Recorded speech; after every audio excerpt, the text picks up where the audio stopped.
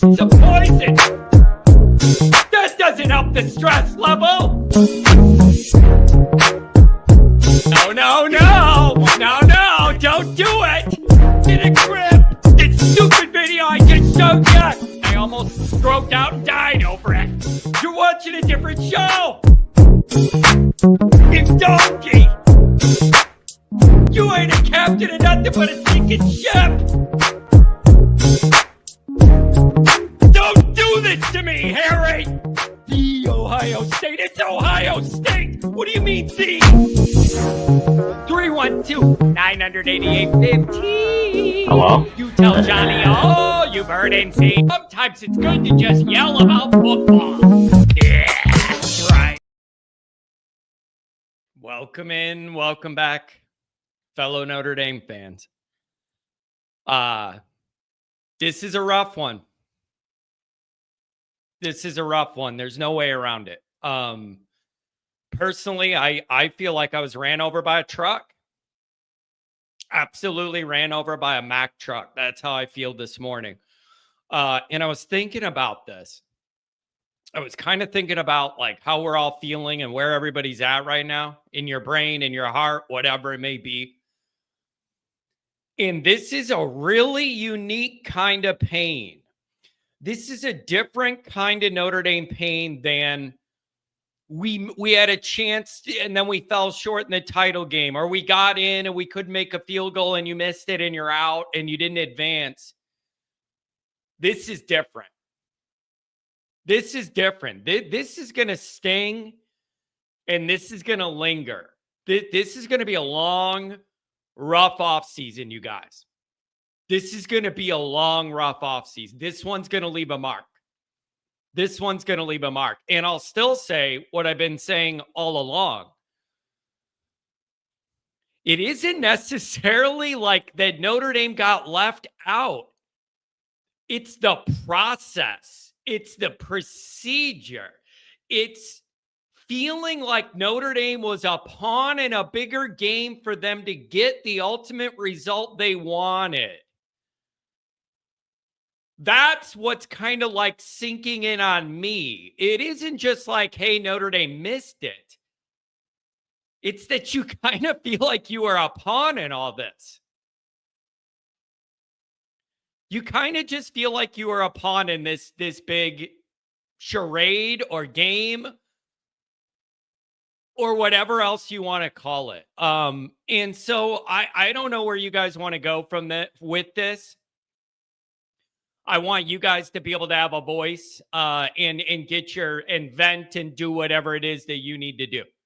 Vent, yell, be mad at Notre Dame for putting us in this position, losing these games, be mad at the committee for playing games. Wherever you want to go, I could go. But that's where over the course of getting the news, and now my anger's kind of shifted. Now it feels like you were a pawn in all this. And Notre Dame was like a movable piece here to be able to accomplish what they ultimately wanted to accomplish by using Notre Dame and positioning Notre Dame. So there's blame to go around in a lot of different areas. The way the committee handled this, it was flawed. I just... It was flawed, but also you got to start every one of these discussions by admitting Notre Dame has a lot to do with this. Notre Dame put themselves in a position to be able to be played like this, whatever. But the way the committee handled this, it was not the right way to go about it. I said it before and I'm going to say it again. I don't necessarily have a problem with some of these moves. There's arguments you could make to make some of the Alabama stuff make sense. Some of the Miami stuff makes sense all along, not just yesterday, but all along. There were arguments you could make that would have made pretty decent sense for Alabama and for Miami. None of those arguments were used. That's the problem I have. The route they took to arrive at this conclusion wasn't right. It wasn't right. So like you could argue at the end of the day, head to head, Miami deserved to be in. I'll listen to that argument. But the path that these people took to arrive there is insane. And I hope everybody could see where I'm threading that needle. You could argue ultimately the right thing maybe happened overall. You could argue that, but the path they went to get there was not right. Not right. And so this is going to be a long, bitter, miserable offseason for the fans. There's no way around. This is such a unique feeling. Getting in and losing a game is very, very different than the way this comes off. This is a unique kind of pain. God bless Jeremiah Love and all the guys going pro. Good luck. It's over. It's over. And so I'm happy to go wherever you guys want to go. There's a bunch of you on hold. I did a lot of content yesterday. That's how I handled this kind of stuff. In the immediacy, you call timeout on your emotions. You pump out a bunch of videos. I wrote a bunch of articles breaking it all down. I don't know where I'm going to be when like the emotion thing kicks in. It was work, like the algorithm's hot, get everything out you can yesterday. Busy. When this settles down a little bit, I wonder where I'm going to be. Because yesterday it was just all put content out, get it out. So I don't know where I'm going to be when this calms down. But again, my thing is be mad at the committee for how they jerked Notre Dame around. It didn't just do what they wanted to do the whole time. Blame Notre Dame for losing these games. I don't know. And so welcome in. I'm glad to have a big crew here. Thank you guys for being here, even in tough circumstances. As always, do hit subscribe if you haven't yet. Gained a lot of subscribers in the last day due to misery. Like, I guess that's a minor victory for me. But I'm glad people want to jump on board, even if it's just see me be upset and miserable. A view's a view, I guess. Hit thumbs up, notifications on. That way you don't miss nothing. Twitter, search bar, Always Irish, or at Always Irish Jake. Emails, alwaysirishnd@gmail.com. By the way, thanks a lot. I've received in the last 24 hours a lot of really nice messages from people just saying, I can't believe it's over. And I really appreciate the grind and all the content that we put out here and on the Patreon. So thank you guys for being so nice. Audio only, anywhere you want it, you could get it. If you don't want to see my face, nobody blames you. I don't want to see my face. Notre Dame on SI. I have a bunch of interesting articles up. One of them is a Notre Dame fan's 5 biggest complaints about the CFP process. So I linked that on Twitter. Type in Notre Dame Sports Illustrated. It'll come right up. Really interesting. Looking at 5 areas of this committee that Notre Dame fans have a big issue with, and all of them colluded to end up with Notre Dame out. So I go check that out. Patreon.com/alwaysirish. We're going raw tonight. Is going to be about as raw as it gets. It's going to be as raw as it gets. I don't know what else to say. So stay tuned for that. We'll have a different level of event session and get into some other things there tonight on the Patreon. The next thing is say bye-bye to the victory chain. Like, it's gone for a long, long time. This one leaves a mark. The old victory chain, it's going to get dusty because you just can't. So that'll collect dust in the corner of the office here for a while. Let me get through a couple things and I'll hand the show over to you guys. Only 9 minutes in. I'm doing better than my usual 25-minute introduction. I know you're waiting to get your thoughts out. I'm going to ask everybody to get to your point. Keep it moving. I want to get as many people as possible. Get to your main points so we can give everybody a shot. Okay. Here's my thing. Just a couple minutes from me here. We'll keep it moving. I titled the live stream on Friday, last stream of the season. That was on the thumbnail cover. And it was, last stream of the season with the question mark. And when I was creating that, listen, I am a content guy and I hate clickbait. I see a lot of people clickbait their videos, clickbait their articles, get really bold with takes, to get views, be dead wrong about it, and then there's no repercussions, and they just keep it moving and get all the views for a ridiculous hot take. I don't like the clickbait, and I always try and stay away from it and do this straight. I thought to myself, John, that's awfully clickbaity. Aren't you pushing it with the dramatics? Is this the last stream of the season or whatever? I actually paused and I had that thought.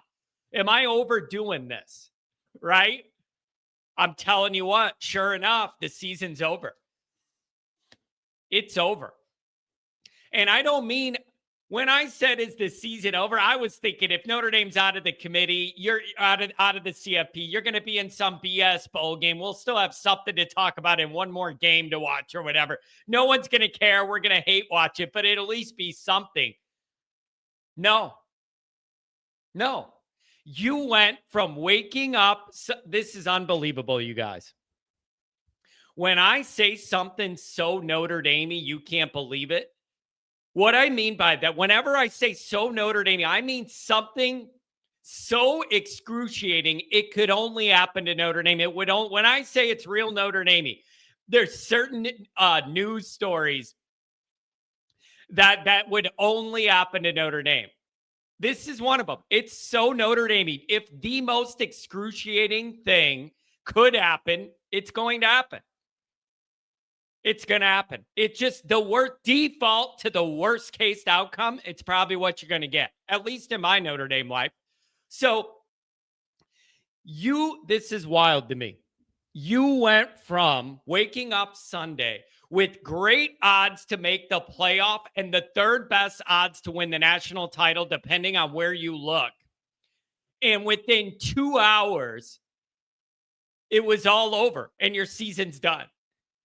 It's literally the Titanic.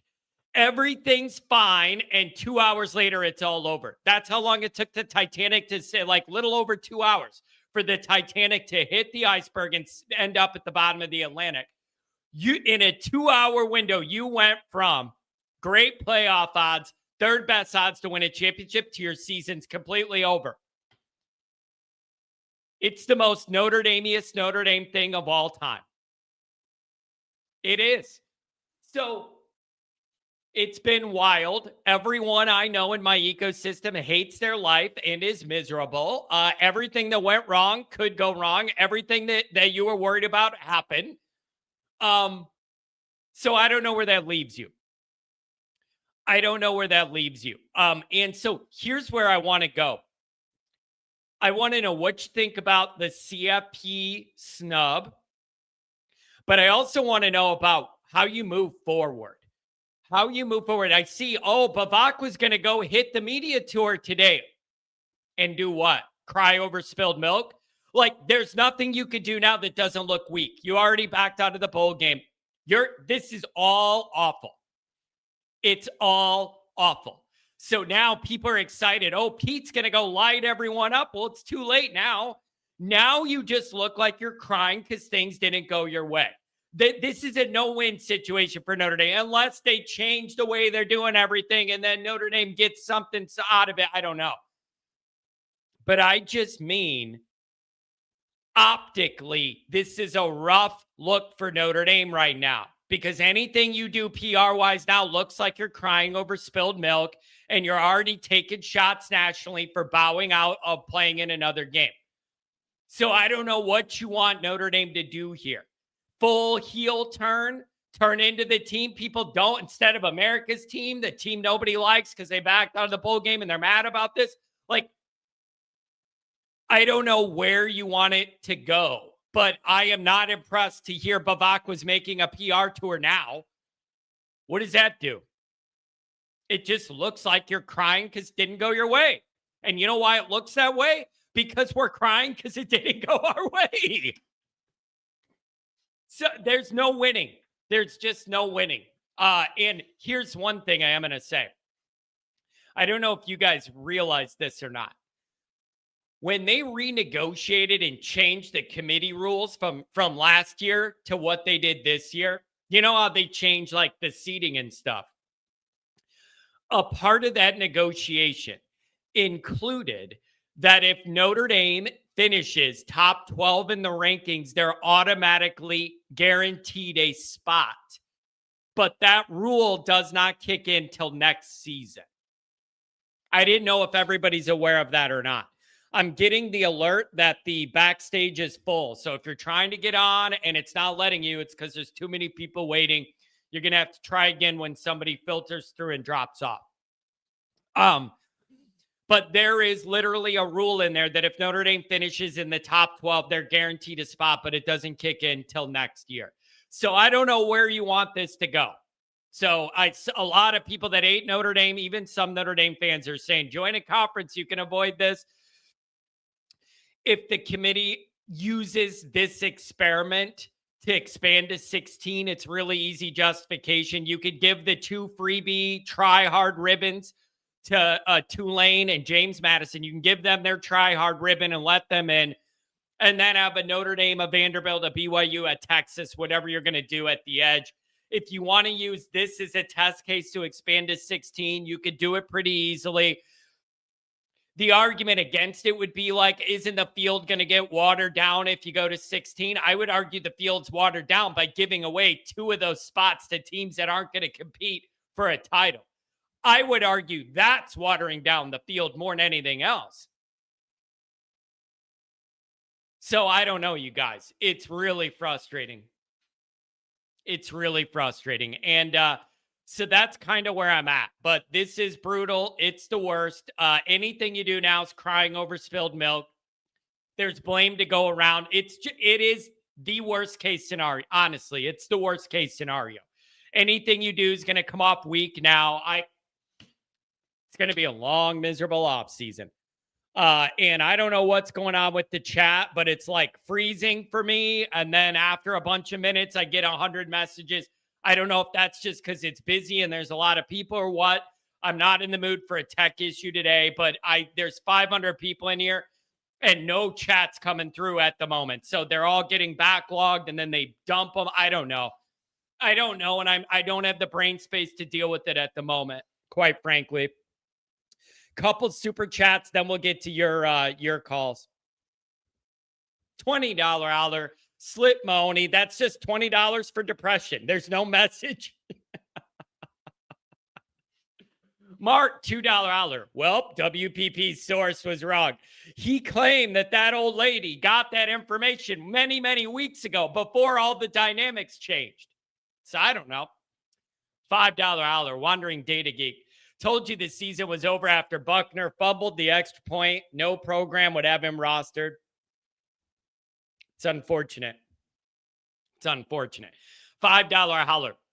The committee got punked and brainwashed by social media. They took us top of a cliff just to drop us off in the 11th hour. It's disgusting. Yes, social media, but also the ACC, the conferences. And I'm gonna tell you this right now. Hunter Yurachek was lying to America when he said with a straight face that considering that the ACC may not have anybody in if they don't put Miami in, wasn't a part of this. He's lying to America. That's what every politician would say. He's lying to your face, America.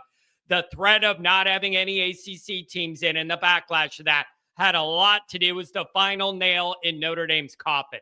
So the ACC, they got you eventually one way or another. Because if Miami's in that ACC title game, they probably win it. They're in automatically. Notre Dame has a spot too. The ACC got Notre Dame on this one. They got Notre Dame on this one. $2 holler from the Data Geek. It's simple. ND didn't deserve it. Fire Freeman. Oh, man. $5 holler. Bama Mike, please give your thoughts on why Notre Dame should not join a conference, please. Number one is, I think this field's going to expand to 16. And if it does, I just think it does. This gives you all the ammunition you would need to try and do that. So I think it's going to expand. So the net for Notre Dame would theoretically be larger to make it. The other thing is, even though this was frustrating, the powers that be are going to look at it as mostly probably an anomaly and not worth giving up 150 years of how you've done things because this didn't go your way. I'd be shocked by that. But the bigger answer is I think you're going to 16 soon. There'll be a bigger net. $5 Aller, David Fox. Bama being the only runner-up to not drop after conveniently jumping Notre Dame looks very orchestrated. Yeah, that's what I mean. It's flawed process. $10 Aller, Joe Rudy. My biggest concern right now is locking down Freeman for the future. Is he leaving for the NFL?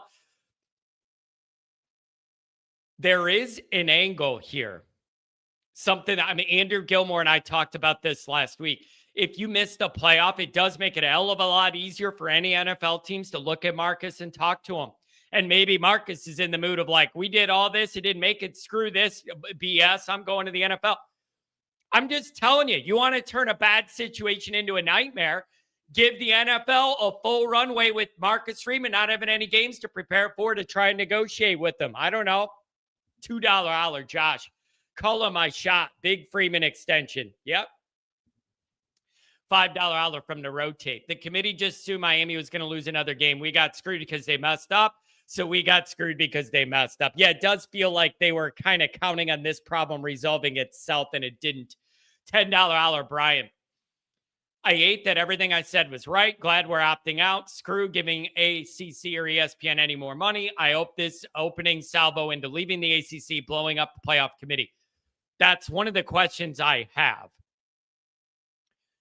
Oh, Bevacqua's mad. He's going to do all this. Practically, what can he do, though? Leave the ACC. And then what? Like, it's really easy in your emotion to be, leave the ACC. They messed with it. And then what? Like, you got to have a plan. And you got to also remember, this is not just about football. You got to worry about all those other sports. So it's really say, leave the ACC to go do what? You got to have a plan. It can't just be the anger. You got to have a plan. Leave the ACC and do what? What do you do with all those other sports? I know the argument, you can fill out a football schedule with this. And then what about all the other sports you got? The relationship between Notre Dame and the ACC's got to be real frosty. What can Bevacqua do? He's on this committee that decides how the playoff goes. $20 Aller. Figure out fall camp. Figure out September. Yep. $10 Aller, the 80s guy. Morning, John. It completely baffles me how 3-loss Bama, who lost unranked Florida State, can get in over 2-loss Notre Dame team who lost to 2 teams by 4 points. It just means more. Remember that. It just means more. $50 Aller, Domer fan. Circle the wagons. Thanks for the big donation. Irish against the world. Let's get ready to take it to them next year. Never join. Independence forever. SPF expanded to 16. So this is our LSU guy. Then I'm done, and then we'll go to you guys. Expanded to 16 so ND can have their way. The only team complaining about 12 teams you play, no one all season, how much help you need. There is no one that could, listen, an argument against 16 would be you're going to water down the field. It's hard to say a field with Notre Dame, Texas, BYU, and Miami in it is watering it down, especially when you handed junior high teams 2 spots in the 12-team field. That's the argument. Like, if you look at the teams right outside Vanderbilt, Notre Dame, Texas, like if you add those, BYU, if you add those teams, you're watering down the field, but people are okay with James Madison and Tulane occupying 2 spots. That's not watering down the field? Okay. You just hate Notre Dame, which is fine. That's fine. A lot of people here today hate Notre Dame. Let it be known then. Cody Jones, Oklahoma. Your name isn't just enough anymore. Here's the issue with that, Cody. Number one is, congrats to Oklahoma. They're in the field. You're not winning anything. Your offense is terrible. Enjoy it while it lasts. I mean that sincerely. I'm not trolling. We're on the outside looking in. I'm just telling you. Be excited for the home game. You're not winning anything with that offense. So maybe the defense, you could ride it out. I don't know.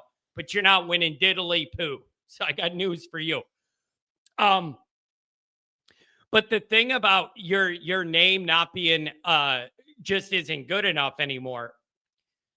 I said this yesterday.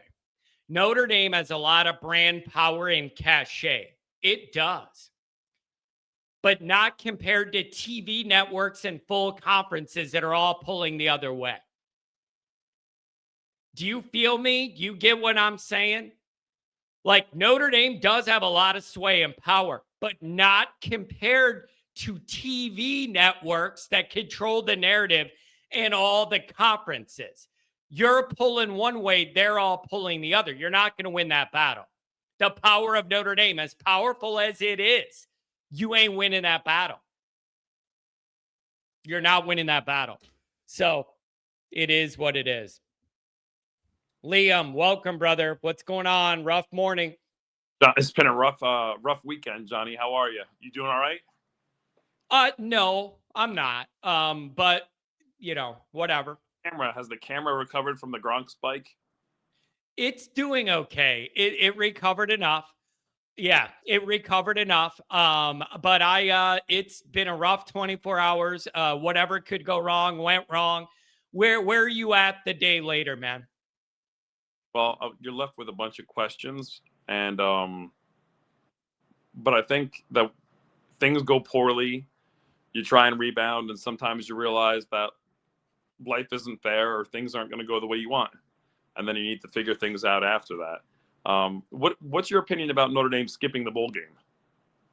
Man, I have mixed feelings on it. There's a part of me that likes the idea of saying screw this whole system and all these people, and we're just not interested in doing this and playing the charade of acting like we're engaged in this game. I understand it. There is an argument you're leaving money on the table, around 10 million, I think. And the argument of, if you want to get a head start on next year, you look at it as we're taking it out on whoever we play, and the young guys, it's your chance and you're getting practice experience. I see both sides of it, but I know Notre Dame's going to get hammered by the national media for bowing out and looking like, you know, they don't want to play anymore. To your point, I'm not concerned about the money. It seems like Notre Dame has plenty of money. But you're losing 15 or 20 practices with some of the less experienced guys. I wish maybe we took a day or two to let our emotions settle to make that decision. I think we could have maybe made that decision on Monday or Tuesday. I'm not sure, though. But I think that the guys were probably insulted because, you know, no one wants to go to the baked beans bowl or whatever we were being offered. The concept that you were looking at a CFP game and may literally end up in the Pop-Tarts Bowl is really, really tough to handle. It's almost like just a kick to the balls, how insulting that feels. It is that drop in prestige there. It just feels like Notre Dame earned a little more than that. But at the same time, you lost 2 games. The interesting part, Liam, of this is that decision can't be made. I know people are saying they gave the players a vote. That doesn't happen unless Marcus and Bevacqua are okay with it. You got to understand that it doesn't become a player vote unless Marcus and Bevacqua are okay with that. Otherwise, it wouldn't be a thing, and you just play where you play. That's the most interesting part to me. Clearly, Bevacqua and Marcus are pissed. What else comes of it? That's my angle on that is, I want to know what Pete could do about it if he's this mad. Yeah, clearly there were a variety of forces at play that kept us out, not just the players, not just the coach, but everyone, it seemed like, collaborated to come to that conclusion.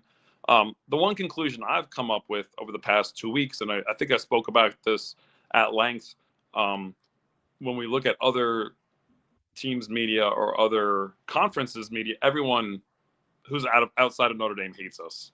And in the future, we can't expect help from anyone else. We can't expect luck. And I think that we were a little bit late in the game trying to send our message out regarding us being deserving of a playoff spot. Yeah. And one argument I've heard as a retort to that is Notre Dame thought they were comfortably in the field, so they didn't feel the need to go do all that campaigning.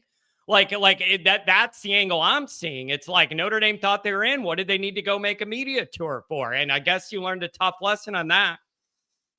Yeah, I think we did lose the tough lesson. I mean, there were fans coming out of the woodwork of teams that I didn't even know. Wisconsin fans hate us. Florida fans hate us. Everyone, it seemed like there was a collaborative effort to hate on Notre Dame. But also it seems like the fix was in between the SEC and ESPN, because some of the look on some of the media personalities' faces when Notre Dame didn't get in, it looked like it was their Sweet 16 birthday. It was the best day of their lives, it looked like. Yeah. Yeah. It's, yeah. And so I don't know, man. What do you do? What do you do from here then, man? This is going to leave a mark. Like, this is going to be a painful, long off season. What do you do what do you do now? Donnie, this is a great learning lesson for Notre Dame. I mean, if you think about it, Marcus Freeman goes 9 wins, 10 wins, 14 wins, 10 wins. It's still a nice 4-year stretch. You have to learn how to be more successful in September. You have to learn how to have your personnel somewhat set in stone coming out of summer camp. And I think that you have to go on a revenge tour next year. I think you have to nuke everyone that you face, to be honest with you. There is no nice. And I think we do need to embrace the bad guy role from now on. I'll leave you at that, Johnny. And I do want to say thank you so much for being supportive, and thank you for what you do. And everyone else in here, it's been a great season, and I'll continue listening to you guys throughout all off season. Thank you, Liam. Thanks a lot for being around so much, man. Really appreciate it. Update.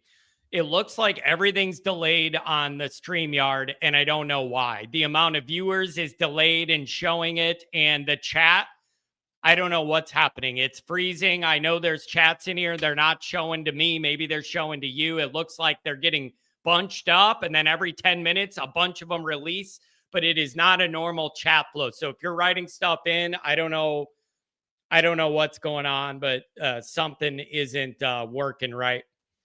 Bruce, good morning, buddy. Welcome in. John, what's going on, man? Good morning. Rough day in Notre Dame land, man. Everybody's hurting. Everybody's struggling. What do you make of this?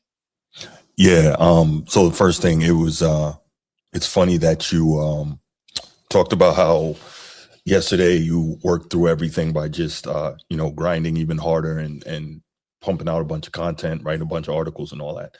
I was the exact opposite. Like, I didn't want to do anything. I watched almost no NFL yesterday. I was just like down. I took a nap. I didn't have it, man. So with that, I ended up doing a college football show last night with my guys, and it actually turned out really well.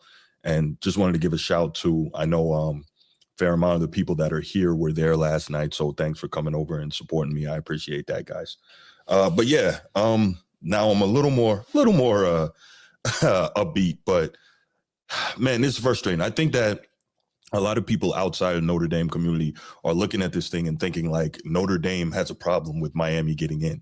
And as usual, when it comes to Notre Dame and the Notre Dame community, they're uninformed, right? Because our issue is not, as we've discussed ad nauseum, with Miami. We understand we didn't handle our business in that situation. Yeah. Our issue is not with them. The bigger issue is Bama, the SEC bias, which is as clear as day, and the almighty Greg Sankey, who we knew would have tried to freaking set the entire world on fire if their freaking standard bearer, Alabama, didn't get in, despite the fact that somehow Alabama is the first team ever with 3 losses to get in the playoffs. Somehow BYU gets beat badly in their conference title game, and that's enough to remove them from the field. Yet somehow Alabama gets beat badly in their conference title game and doesn't even not just get moved from the field, but they don't even move a spot in the ranking. So, all of this, the bias is so obvious, it's so ridiculous. And then, of course, we know how absurd the ACC was with their ridiculous tiebreaker scenario that ended up hurting them adversely. It's just, the whole thing is just a bad look. And again, if the committee would just hold to some sort of standard, like, people would still complain, but I know I wouldn't, because I'm always a stickler for consistency. So I wouldn't have a problem with it if you said, okay, what you did over there is what you did over here. I don't agree with it, but at least you kept to some sort of standard. So there's that. Next, now we have to hear all this old join a conference crap again. And I'm like, I just don't know what is the obsession with Notre Dame joining a conference. I keep saying this, and I think I said this to you the very first time you were on my show, John, the very first time.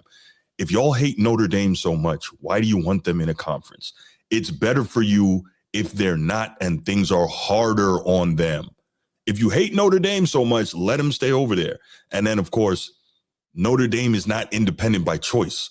Notre Dame is independent because they were forced to be, but now you're upset because they've maximized said independence. Like, we got to stop this. It's so disingenuous. I hate that. But at the end of the day, man, the committee is going to put in who they want. And it's also frustrating because you have different committee members every year. So even that, with lack of standardized criteria, changes how they will function. You can't say, okay, this is what you did last year. Are you going to do that this year? Because now you got different people in who see things differently. So it's, man, it's so difficult. Also, we know that we've been hearing all this time that it's not about most deserving. It's about the best. We know that they didn't get the 12 best teams, right? Yeah. And you know, John, I'm a guy that has always believed that the group of 5 should be able to make the tournament if they're good enough. But now I'm seeing it this way. If you're legitimately talking 12 best teams, they need to separate this thing out and give the group of 5 their own playoff. That way they have something that they can play for, you know, throughout the year, but it doesn't put them in a position to take something from someone who should get it over them. You know what I mean? So yeah. I meet you halfway on the group of 5 thing. And now we've got to hear a whole bunch of false narratives about Notre Dame. I've been listening to a bunch of stuff this morning. And, you know, I get it that people outside of Notre Dame community, they're not in the weeds like we are. They're not going to know what we know and do the research that we do. And so they'll say just whatever. But again, to your point, like you said, with the clickbaity thing, that's the major problem with independent media is that they don't have to be held accountable. And I guess the mainstream media doesn't anymore either. They just say what they want to say, no matter how untrue it may be. And the last thing I got before I get out of here, John, people have been complaining about, and I know you hear this a lot, Notre Dame doesn't play anyone, schedule, right?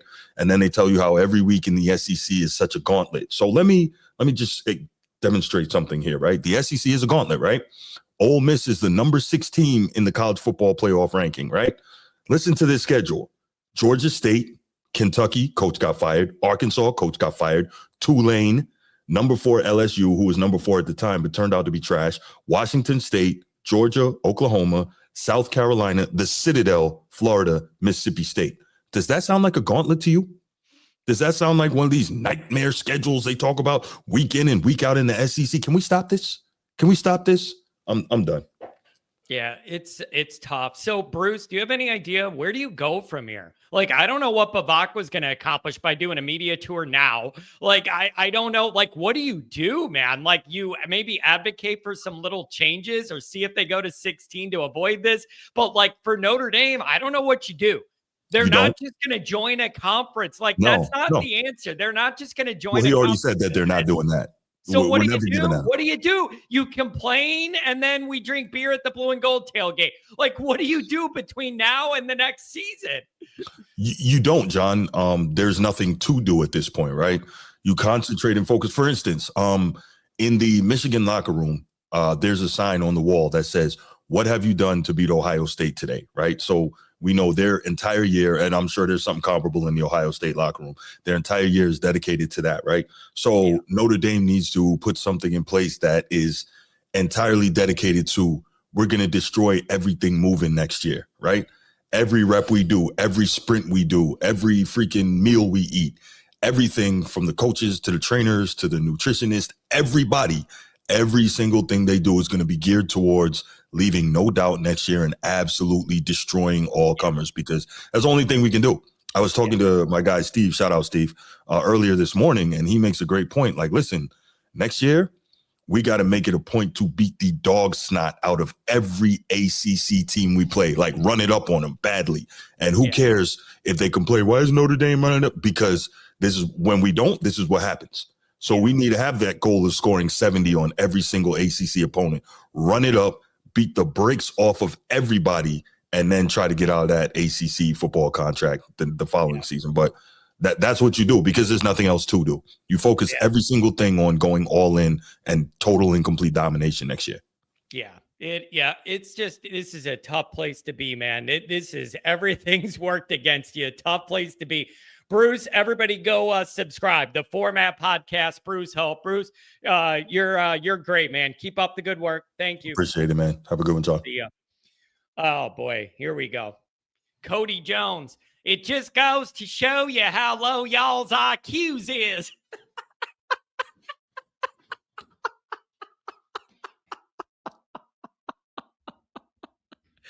You can troll Notre Dame about a lot of things, but I'm not getting called that y'all's got low IQ by a guy that puts y'all's in the chat. I'm not letting it happen.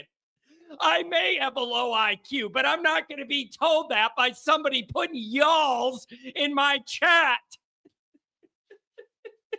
You may not be wrong, but I'm not listening to it from y'all's, okay? Son of a buck. Anyways, here's the deal, you guys. I'm going to keep it moving, you guys. I see all the somber faces in the chat. I'm going to go, and you guys are going to keep it moving. Here's the thing.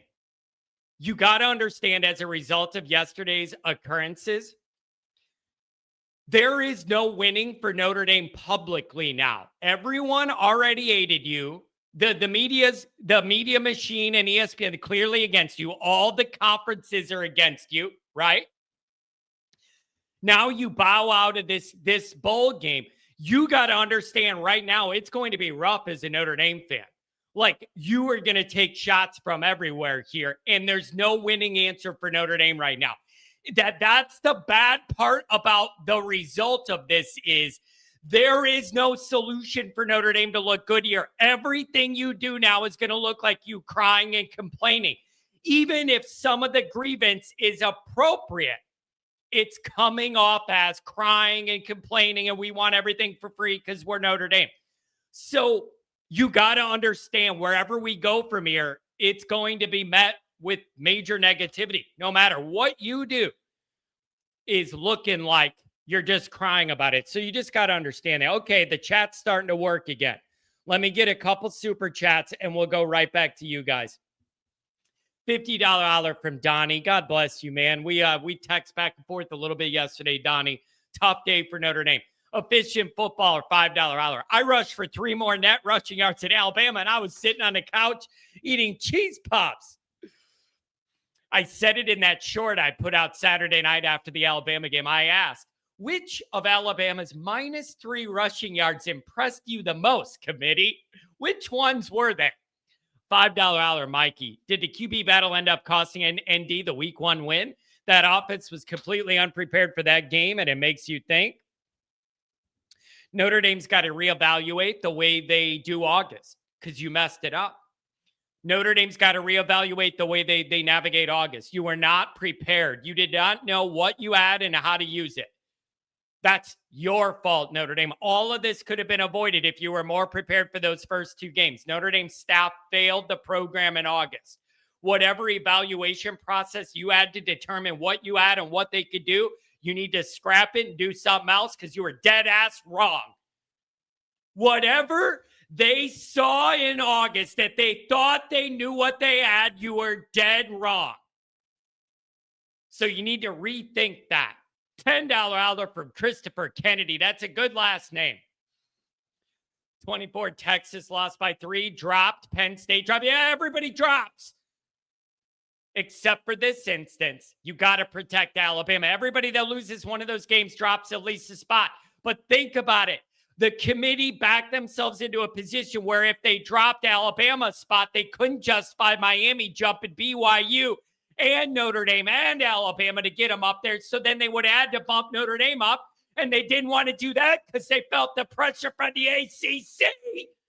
And it all adds up to you being pissed off fall winner.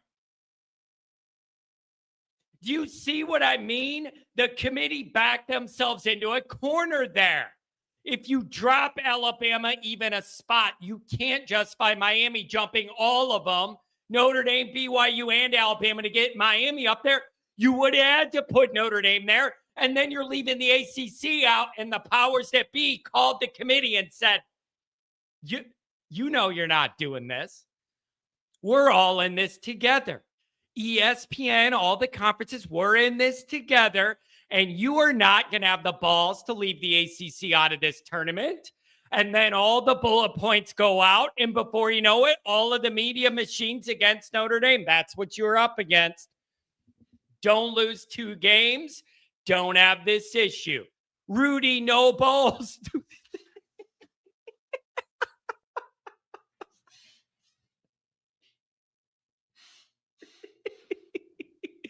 I'm laughing to stop from crying. Rudy goes to no bowls, $2 holler.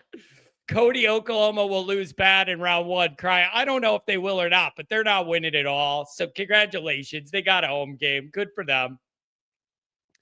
If you're on hold, you're going to be on the air. We'll try and keep it moving. Thanks for your patience. Tyler, good morning. Good morning, John. I'm going through this Pete Bevacqua little media tour that he's looking at right now. Tyler, let me stop you right there. Do you agree with me? It's kind of going to be a no-win deal because you look like you're Notre Dame crying over spilled milk now, taking your ball and going home. Like, if he can accomplish anything, I'm fine with it. Change to the committee, build out a different Notre Dame rule, expand it. He's got to have beef with the ACC right now. Notre Dame's got to have a frosty relationship with them. What do you make of it? You got to understand, Notre Dame people. You're operating from a place of a no-win scenario because it just looks like you're crying over spilled milk, and Notre Dame already has the impression of being like holier than thou and we're different and special. This doesn't help it. It's a shitty no-win situation. Yeah, it's crappy, but I feel like he's got to take a stance. He's the AD of Notre Dame. He's got to stand up to it to some point. One of his quotes is, "It's opened our eyes and caught our attention. We'll move past this. We're already focused on next season. We made the decision to pass on a bowl game." He outlined like they attacked one of their top business partners. Like, yep. This is damaged and maybe irreparable, but it's tough because in this world of scheduling, I've always been under the impression that as long as we can make a schedule, we'll stay independent. As soon as we can't and it gets tough, that's when we're going to have to join something. But I don't know.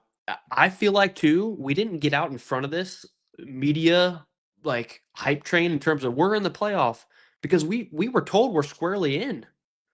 Yeah. Like those teams that were vying and making all this media stuff about trying to get in, it's because you thought you were on the outside. So, you know, in a way, I kind of understood why Notre Dame was a little bit quiet. Like our results on the field were why we were squarely in. Why should we get out there in the media and try to like amp it up? You know what I mean? Yeah, I do get it. It is, dude, it's just, you're operating from a place of it's just the whole narrative is negative. And like, okay, so Tyler, here's a question. Is this an inflection point for Freeman and Notre Dame? Does Notre Dame, remember how we talked about like what a likable team and Freeman, the likable coach, and you like that it's an easy team to kind of like if you don't have anti-Notre Dame bias. People that hate Notre Dame like Freeman and want him to succeed. I was thinking about this early this morning before the sun came up because I'm tossing and turning. Maybe Notre Dame goes full heel, to use a wrestling term, like go full heel, like forget America's team, like F everybody. It's us against the world. Everybody's against us. We like maybe Notre Dame should lean in to that angle of this and just be, we're not trying to be America's team. Everybody hates us. Screw you. Us against everybody. Double down on that and go into rage and anger into the offseason. I don't know. I think that's what Pete's angle is too. No matter what, Notre Dame is always going to be the biggest brand in the world in college football. That is not going to change, whether we're the good guy or the bad guy.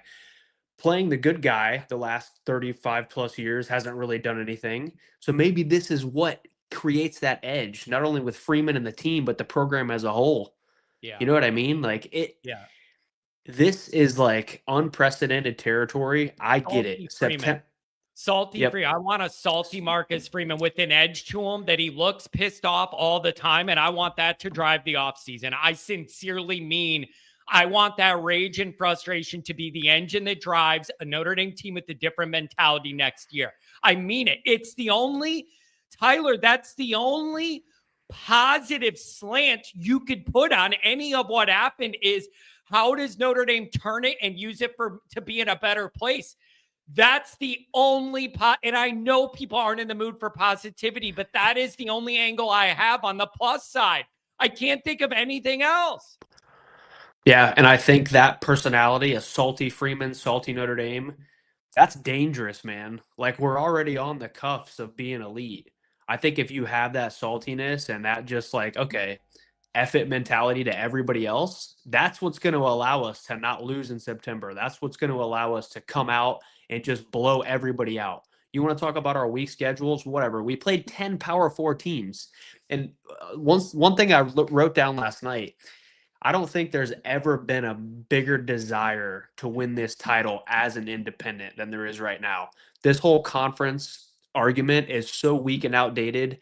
You've got USC doesn't want to play us in the middle of conference play, right? But all the SEC will play an FCS opponent in the 14th week of the year. It doesn't make sense at all. Like, no matter which angle you look at this, it doesn't make sense. The conference teams that want us to join, there is no valid argument for it. I don't know. I don't even know what to say, dude. It's super frustrating. Yeah, but the concept, I was trying to think of like everything we react to is overly emotional because we're Notre Dame fans or whatever. But dude, you literally went from waking up yesterday morning with great odds to be in the field and the third best odds to win the whole thing. And in 2 hours, your whole season's over. Like, when I say something is Notre Dame-y, that is what I mean, man. It is only that 2-hour window that went from all that open positivity to literally turn in your helmet, the season's over, see you for spring ball, is jarring and very hard to process. The suddenness of the season being over, not being able to see J Love in a playoff game, Price, CJ not having, 15 practices of college football playoff prep, a college football playoff game. It's horrible. One of the sticking points for me yesterday watching this show, you told the committee to go rewatch Notre Dame Miami from August 31st. Fair. Did you also tell that committee to go rewatch Bama FSU as well as the last 5 weeks that Bama played? How in the world do you not tell the committee to go rewatch Bama's last month of the season or their first week of the season as well? Yeah. You contradict yourself so much up there in front of America, in America's biggest sport. It just rubs me such the wrong way, dude. And here's the other thing. When they were talking about going back and watching the Notre Dame Miami game, you know where my mind went? Go ahead and rewatch the Notre Dame Miami game and then watch Notre Dame play later in the year and see what a different team they are from August till now. Like, that experiment could be helpful in a pro Notre Dame way, because you could look at how much the team grew from that moment in August until 3 months later. Like, but dude, yeah, it is a combination of like 15 different things all piled against Notre Dame. The early schedule, how bad and unprepared we were for it, all the other teams and games going against you where there's not an open spot, like literally 15 different things had to go against you. And I'll be damned if they didn't all. They all did. You didn't get any help, no breaks late, no upsets, no nothing. So you didn't help yourself, and then everything else went against you. It is the perfect storm of awful for Notre Dame. And here we sit. My stomach's been burning and turning. Yep, 100%. And I love Andrew Gilmore, great contributor to the show, but he's saying the SEC owns the playoffs and just punked ND. How can the caller say conferences don't matter? The ACC punked ND. That's exactly why we have a problem. Your conference tiebreakers, the conferences are too big. You have a 7-5 Duke team in. ACC gets in. That's why we don't want any of that conference BS. Go back to 10 teams in a conference. Play all of them. Decide it on the field. I think if Virginia wins, we might have made it. The powers that be, like you said, Hunter was it's lying. 100% truth. 100%. He was lying to America. They all knew you can't leave the ACC out. Look at that. So it's what's going to cause the less problems. Deal with Notre Dame as a single entity being upset, or have 17 teams upset in the ACC. Like, you're not going to overcome that dynamic. You're not going to do it. It's Notre Dame has power, but not against the TV networks and the conferences. Hunter was lying to America. Duke winning was the final nail in Notre Dame's coffin, and they knew what they needed to do, and they set it up, and they did it. So I don't know, Tyler. It's going to be a bitter off season, man. Bitter, but just like sudden as well. Like you got to take time to process this, and it's just going to be a long 8 months. But the message here, and you nailed it yesterday: salty Freeman, salty Notre Dame. Who cares about being the good guy? We're always going to be the biggest brand. Screw these conferences. I think this is pushing us further into independence more than anything. As long as we can schedule top opponents, 10 Power 4 opponents each year, we're never joining. The conferences are a crap show. You're not settling anything on the field. These super conferences don't do anything. Yeah. Miami fans saying join a conference at 10-2. You didn't even play in your conference championship game. What does it matter being in a conference? We had a stronger strength of schedule than you as an independent. We just didn't have the head-to-head. So the conference, the conference argument is washed, dated. It's over, in my opinion. It's going to be interesting to see. I do like that we have Pete at the head. Like, Yeah, it seems salty. like he's going to fight for us, man. So I'm going to let you get to the next callers, but that's it. Hey, Tyler, thanks for you guys being around and all season and making it to the events and everything else. So we're not going anywhere. Thanks We'll be a lot. here. Buddy. Have a good day. See you, Hang John. in there. Let's do a couple more chats and we'll keep it moving. I'm going to try and move through. We're doing pretty good. Midtown, grow some balls and join a conference. Wait a second, though. If you're saying, if we're in this position because life's harder as an independent, why do you want Notre Dame to do the easier thing? That's the part of this that gets a little confusing. Grow some balls and join it. So, okay, so you want it to be easier for Notre Dame? I thought you guys hated Notre Dame. So don't you want it to be harder? So they're 10-2 and left out. So which do you want? Which do you want? It's a little confusing there. Couple more super chats. We'll keep it moving.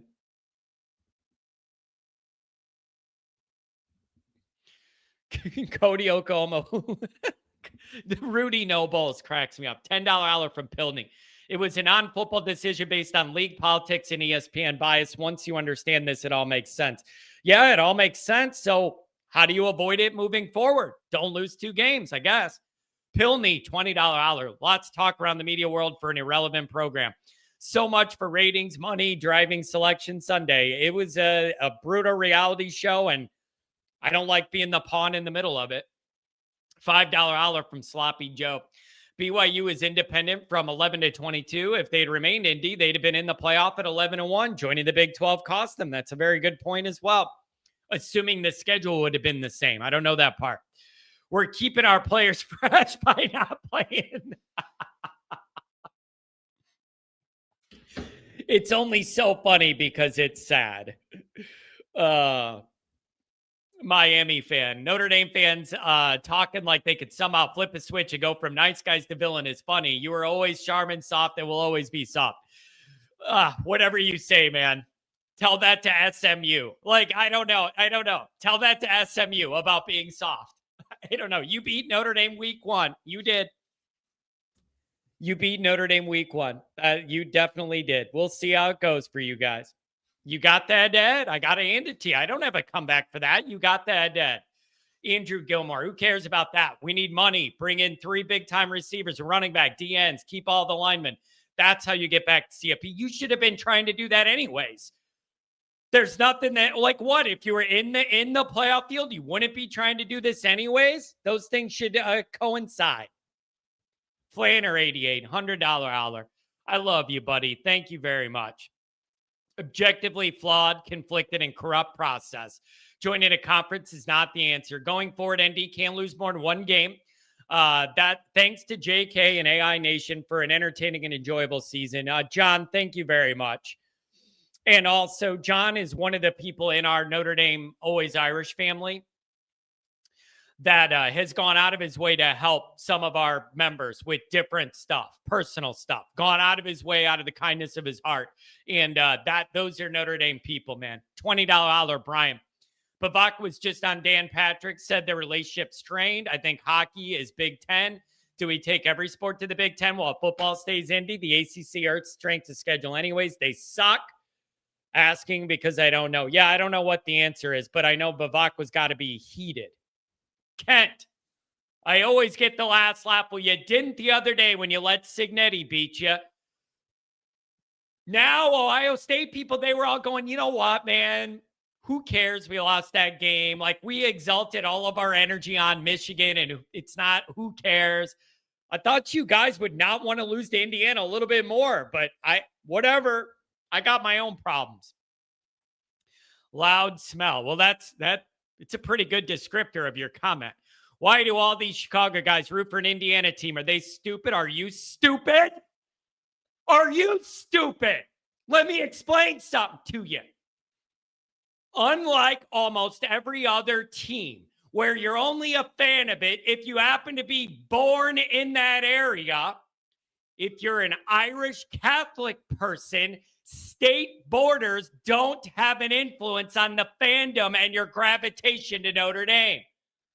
Hope I can explain that to you. This is bigger than just a geographical state or region. When you're Irish Catholic and there's a team that represents those values, it doesn't matter what state you're in. Are you stupid? Hope I can answer that for you.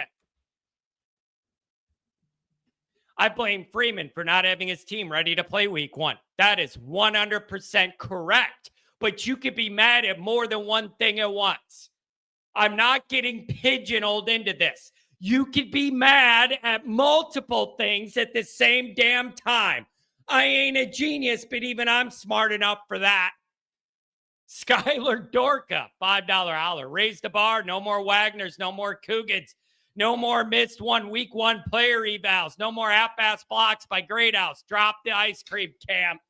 He's getting serious about the roster. Although Coogan's got it rolling right now at Indiana. Doesn't he? God, country, and Cignetti for life, bro. God, country, and Cignetti. All right, let's keep it moving. We're doing a good job. Dr. John, good morning, brother. Good morning. Well, all my points are gone except for one. Okay. And nobody's addressed it. First of all, I don't think it was anti-Notre Dame bias at all. I think, say Iowa was in that 10th spot, they'd be gone because of the ACC not having anybody in there after Duke beat Virginia. Yeah. But nobody's addressed the illogic of this decision based on head-to-head drives me nuts, because if that mattered at all, Tuesday they would have been ahead of us. So it's bullshit. That reason is bullshit. They needed an ACC team in there, and whoever was in that 10th spot was gone. Yeah, that's my feeling. Yeah, and see, Doc, that's where you get into a weird spot. Because, like, yes, Notre Dame shouldn't have lost 2 games. That's on us. Yes, Miami won that dead, and we all give them credit. They were more prepared for that moment than we were. Good job, right? Good job by them. That doesn't mean, however, that the way they arrived at this conclusion wasn't convoluted. Like, it just feels like they were playing games and setting up outs to be able to angle these pieces where they wanted. I just have a problem with the process. If you honor that head-to-head earlier on and said, this is what we weigh the most and we believe in it, we could deal with that. And we'd be more frustrated with Notre Dame for not playing great.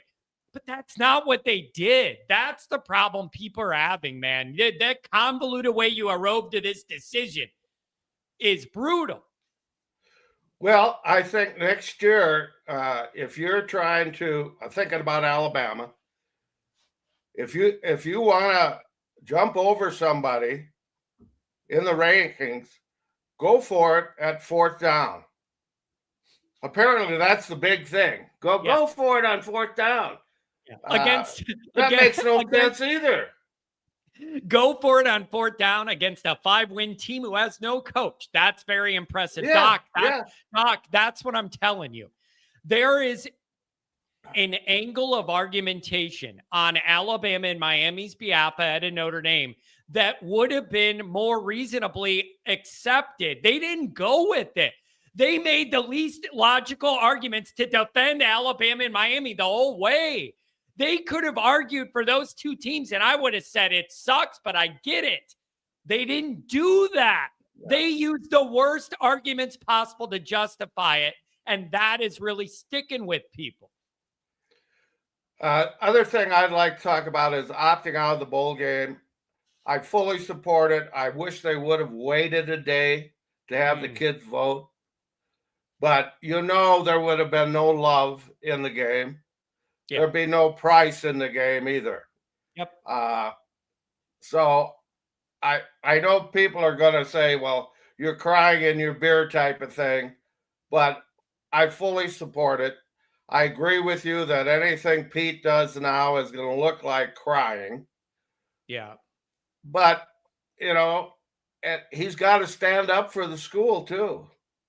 So it's a no-win thing for him. The relationship with the ACC's got to be very, very strained. And also, Bevacqua was allegedly on that playoff committee board that decides the rules and everything. It's got to be icy in there. So Bevacqua, you get paid a lot of money, and you got to have some awkward conversations to advocate for Notre Dame against the ACC and then this committee. And I just don't know practically what Pete could get done that helps this. I don't know. Maybe there are things. I don't know. Well, I definitely think we should go to 16 teams. I think this conference crap should just be scrubbed. And at 16 teams, they're going to get their teams in there anyway. Yeah. But I had this argument with a son-in-law yesterday about the two teams that are getting in that don't belong there at all. Well, you got to give the little guy a chance. Well, do you want the 16 best teams or not? Is that what it's supposed to be about? The best teams playing off? Then you don't have that crap. Yeah. I'm sorry. That's the way it is. Tough love. Yeah. I don't know how. Yeah, go ahead. I'm all for doing the group of 5 spot. If they reach a certain threshold, if they reach a certain point in the rankings, you honor it. And if they're below it, you don't. But the idea that there's 2 of them in now in the 11 and 12, you can't sell me you have the best 12 teams when 2 out of the 12 are going to teams that have no chance to compete. Sorry. How about we take a lesson from the NCAA basketball tournament? You know what? We have 17 teams, and those 2 group of 5 teams play off for the 16th spot. You got a weekend before. I mean, the FCS does it all the time. They've been doing it for years. So it really feels like a no-win scenario right now. Anything you do now looks like complaining and crying, and it's just this is we went from 0 to 100, man. Life comes at you fast, and in this case, death comes at you fast. Well, one last thing. One positive thing this has done in my life. Well, 2 things. Now I got to figure out a way to live for another year. That's number 1. Number 2. Hey, man. If you don't pull that off, don't worry about anything. I know. Well, I'm going to work hard at that one. But the other thing that happened yesterday, my old college roommate and another Notre Dame guy who roomed with this guy the first year, but he was a transfer. That's a long story. But anyway, 3 old codgers, hopefully, are going to end up at the Blue Gold game and your tailgate party. Awesome. That's in the plans right now. Good. So we'll see how it goes. Because the health changes every freaking day for 3 old guys, John. You guys, I need all 3 of you better be in bubble wrap all winter, and I need you all in one piece to show up to that tailgate. You got a few more months in you. Come on. Well, we'll work at it. You know what? I just appreciate what you're doing. I'm so happy that you're making a success of it. It's wonderful. I love being part of this family. Hopefully, I'm going to have dinner with Main Man come January 6th. I don't know if that's going to happen in the end, but anyway, keep at it. Keep the dauber up. Don't let these idiots get you down. It's going to be hard. It's going to be a hard grind, but man, I want to be here for next year. It's going to, I do. Don't laugh. Don't laugh at that. That's serious business, man. I'm just thinking 20 years from now, you're going to be 120 calling in the show yelling. Just for future reference, what's your blood type? Yeah. Oh, Doc, God bless you, man. I love you. Hey. We'll talk to you. Okay. You take care of yourself. I will. Have a good one, Doc. He's gotta stay above the ground. Glenn, Notre Dame don't want to play Miami no more. I'm having trouble even reading some of the language today, man. You guys got to clean up. Did any of you go to school? Did they have grammar school in Miami or Oklahoma? I'm getting y'alls from one end. Notre Dame don't want to play nobody no more. The interesting thing about that is Miami was on Notre Dame's schedule last year and Miami backed out. So your entire argument is flawed right away. Literally, Notre Dame had Miami scheduled and Miami backed out in the last minute. So I don't know what you're talking about.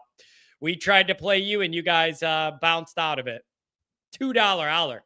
Only Mormons will fight for a Pop-Tart. ND for life. Jared, what's going on? Welcome, buddy. What's going on, John? How are you? Nothing good's going on. You know that. You're talking about Notre Dame or the Bears? Yeah, everything. All the above. Yeah, it's miserable life I'm living. Yeah. So what do you make of it, Jared? Well, put it this way. I went to Brickstone yesterday to meet a buddy for lunch, and I got laughed out of the place once Miami got in. Yeah. Because when I see Notre Dame minus 600 to make it, I was very confident. This is why I don't do any of this stuff in public. I don't watch games in public. I would never put myself in a position to have that. If I'm you, I would have just walked out. I don't know. The day's over. My life's ruined and I'm leaving. I do sports betting. So when I see minus 600 to make the playoffs, I think it's a sure thing. Yeah. And then it flips in 10 seconds. Yeah. It is. Hey, can I ask you this? This is going to be a random question. Somebody in your family got a Jeep. Who's got the O'Connor Notre Dame Jeep I see running around this county? Is that my sister has one. Dude, I thought it was you guy and the license plate. I'm like, I think that's some of my people from the show. I was driving next to it. Okay. So I'm not crazy on that. I thought it had to be somebody in your family there. So what do you make of this, man? Like what can Pete accomplish on his complaint tour? How does Marcus handle this? It's going to be a long, miserable offseason. What do you do here? I'm not a fan of the ADs going around and trying to state their case. I feel like I'm just watching Sleepy Joe and Trump go at it again. Yeah. It just, it's too much politicking. It should just come down to football, right? Which we got left out, which I get head to head, but my dumb brain on Saturday, I was rooting for Duke because after Alabama got blown out, I thought we were for sure in. And end of the day, I was rooting for what got us kicked out. Yeah. I don't know what you do, man. Notre Dame's trapped. This is a bad spot to be. It's a tough look no matter what you do. The politics, why no spot for now? This is brutal. You have a long wait till football again, man. Long wait. How much, if at all, do we have to pay Price to come back? I think he's gone. If he's going to be the second running back drafted after Love, I think he's gone, man. That's tough. That's the second back off the board. That's tough to turn down. You don't think we're gonna $3 million?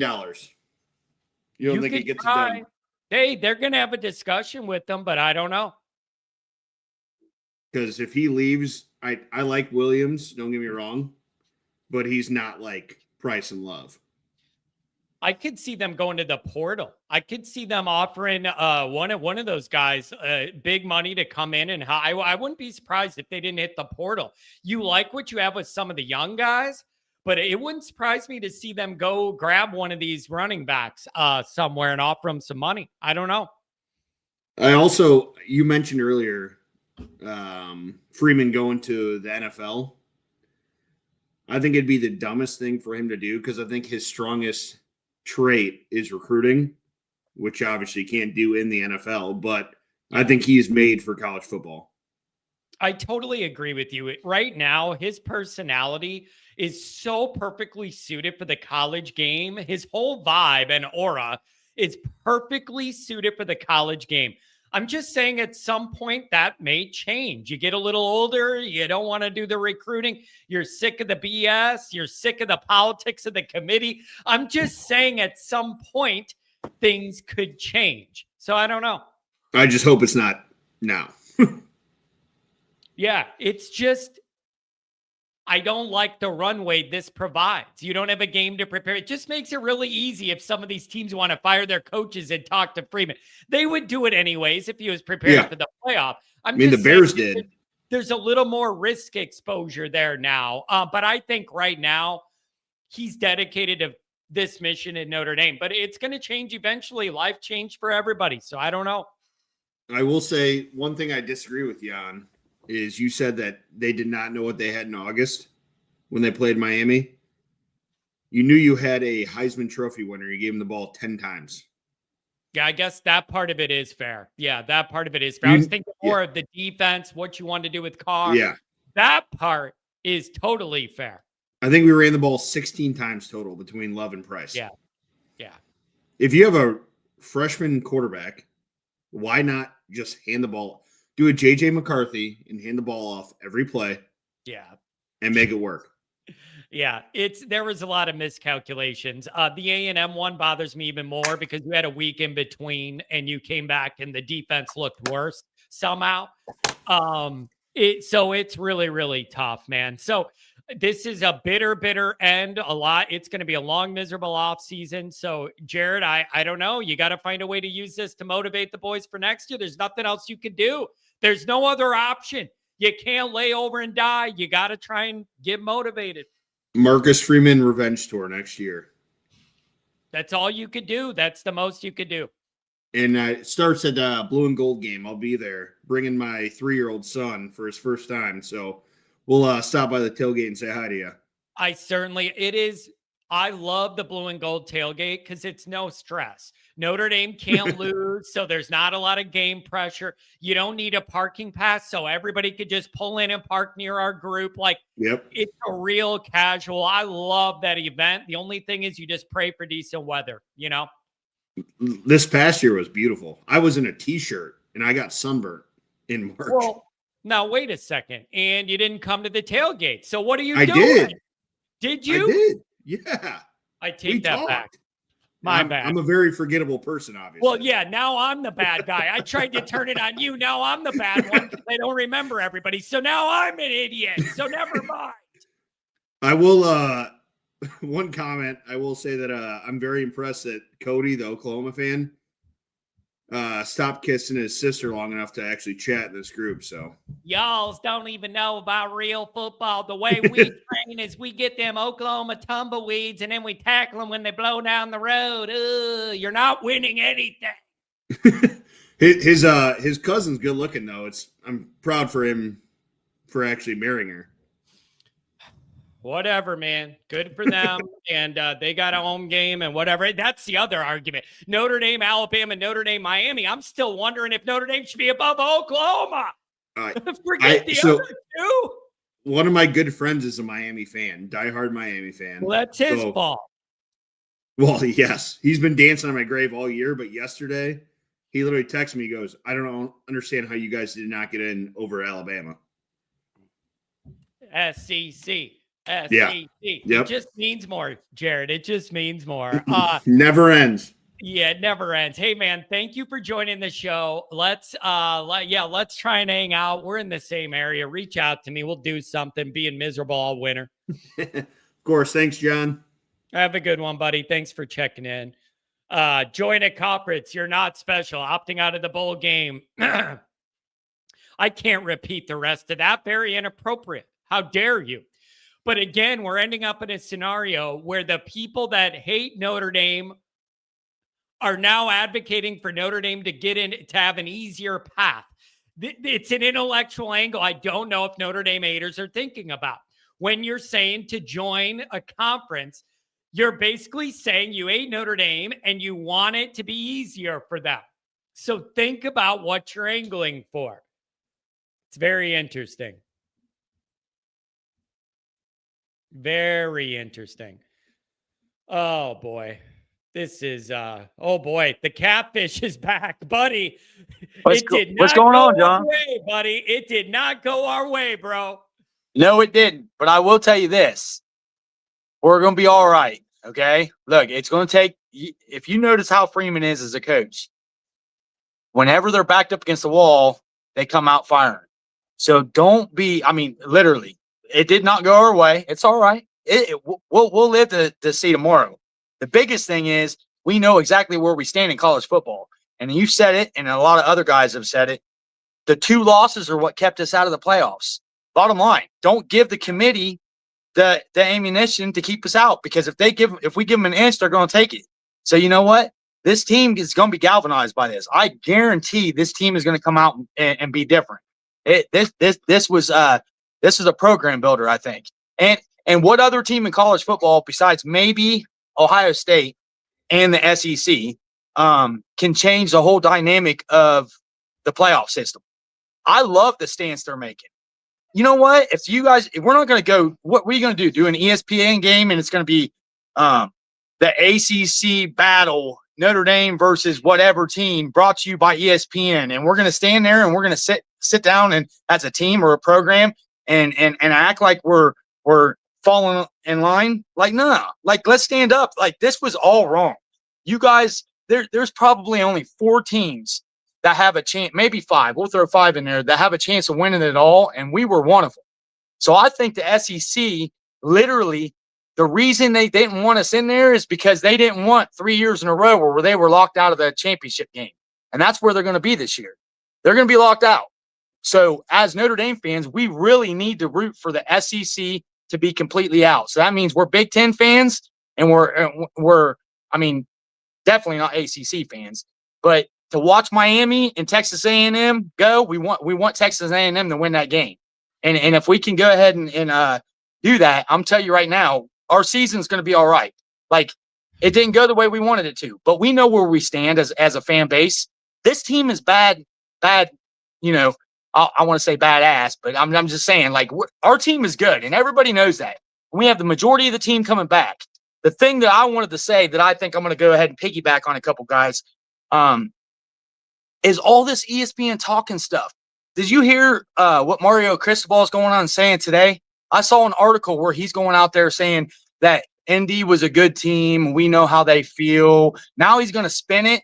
That Matthew Berry last night sat there in that bowl thing and was dogging us out for not playing in a bowl because we have a big brand. Now you guys want to go ahead and coddle us after you slapped our hands and said, get out of here. Like, we're not joining a conference. And I love the fact that Pete's stance is this is going to make it more solidified that we're an independent. Like, we just need to win. And then he goes ahead and they added that letter that said that we have to, if we're in the top 12, we're in the playoffs now. Like, he threw that in their face. So the bottom line is we're all right as a team. I thought that we were going to get in, but I'm with these other guys. Virginia losing that game is the reason we're not in it. Like, it's legit the reason we're not in it. And I never even saw that angle. I was completely off base with that. But I'm going to tell you right now, we're all right, guys. Like, this is going to be when we're going to start the year at the tailgate. The team's going to be working this whole time. We're going to go to the spring game tailgate, and it's going to start there. And November 7th, everybody needs to go out there, and that stadium needs to be they talk about the 12th man. We need to be rocking when Miami comes. And then, you know what? When we're up 50-0 in the fourth quarter, we could throw a touchdown with 30 seconds when we call a timeout. We can start doing that kind of stuff to them. And then Mario can sit there and act like all he wants now. They have no shot at winning the national title, and neither does Alabama. That was a farce. Neither one of those teams. And then the group of 5 teams, like this was a complete cock block on the committee when it come to Notre Dame. And it's ridiculous that they even did it to us. So, I mean, that's my stance on it. I don't know. I mean, I love everybody in the chat, and you guys keep on going, but don't get down about this. Just make this further resolve our stance on stuff. We're Notre Dame. We're going to be all right. You know, the sun's going to come up tomorrow, and we're going to be smiling. Irish eyes are going to be good. So just keep it right here, guys, in your heart. It'll be all right. I appreciate that. I knew I could get some energy out of you, and we needed it. I needed that little thing. You got to get to the tailgate. Get to the blue and gold tailgate. We'll crack some lids and embrace our misery together in the parking lot. Well, the first guy that I thought about was you yesterday. When I saw that, my wife was texting me. She's in Alabama showed up at 9, and I was like, oh my gosh. And I was waiting for your video to come out, and I'm like, man, I was like, I felt the same way. It was a gut punch. But you know what? A good fighter takes those hits. And you know what? They didn't knock us down. It's just out of the playoffs. We're all right. You know what I mean? Like, it sucks. And this committee, they did it to us. ESPN did it to us. They've been talking about us all the last 3 weeks, just like we were talking last week with the Bama narrative. So we'll get out there to the tailgate. We'll throw it out. Everybody just go ahead and just resolve. We don't need to get that low and petty like them. We're just going to stand there. We're Notre Dame. And you know what? We're not going to shy away from it. Like, we've always been independent, and we've always been the ones pushed out. Michigan did it for generations, decades. They did it to us. Why are we going to stoop to the level to be joining a conference? They can go ahead and whine and complain all they want. We're going to stand on what we stand on. We're going to stand on it. You know what I mean? We're going to stand on it. We're going to fight. That's what we do. That's what made Notre Dame what it was. The small Irish Catholic school that got the Subway alumni. That's what we are. We fight. So you know what? They want to come at us. Ohio State won a national title. I live in Ohio. And I promise you when I say this, Ryan Day literally dove into this one stance. He said, Ohio State, Ohio against the world. If he could do that and win a national title, Notre Dame needs to realize we're legitly against the complete country right now. Like, no one wants us there. So you know what? Let's go ahead and do it. And I think Marcus is the coach to do it because he's bought into it. He knows. He loves Notre Dame. So I'm not worried about him leaving. You can see it in his eyes and his actions. And if he does, you know, don't worry about that. You know what I mean? But he'll be there. We'll be all right. Man, I needed that little burst of positivity, man. I needed that smile on somebody's face. I appreciate it, brother, man. I'm thank you for joining the show, man. Everybody really likes it when you call. I hope you can keep doing it. Hey, I'm with you, John. Hey, and remember, go Irish. We got this, boys. Let's go. Oh, man, I appreciate that. I needed that today, man. Have a good day. Man, I don't have that smile in me. How did the ACC screw you? It was the CFP. Hear me out, Peanut. In a way, Miami ended up getting rewarded for not being in that conference title game. No risk of losing another game. Made it in the field anyways because of the obligation they felt to have ACC representation. And because of the awful way they did the tiebreakers and set up the schedules in the ACC, that enabled a 5-loss team to be in the title game that set all this up and eventually eliminated one at-large spot. That's what people mean when they say the ACC did that. I mean, them chirping is one thing.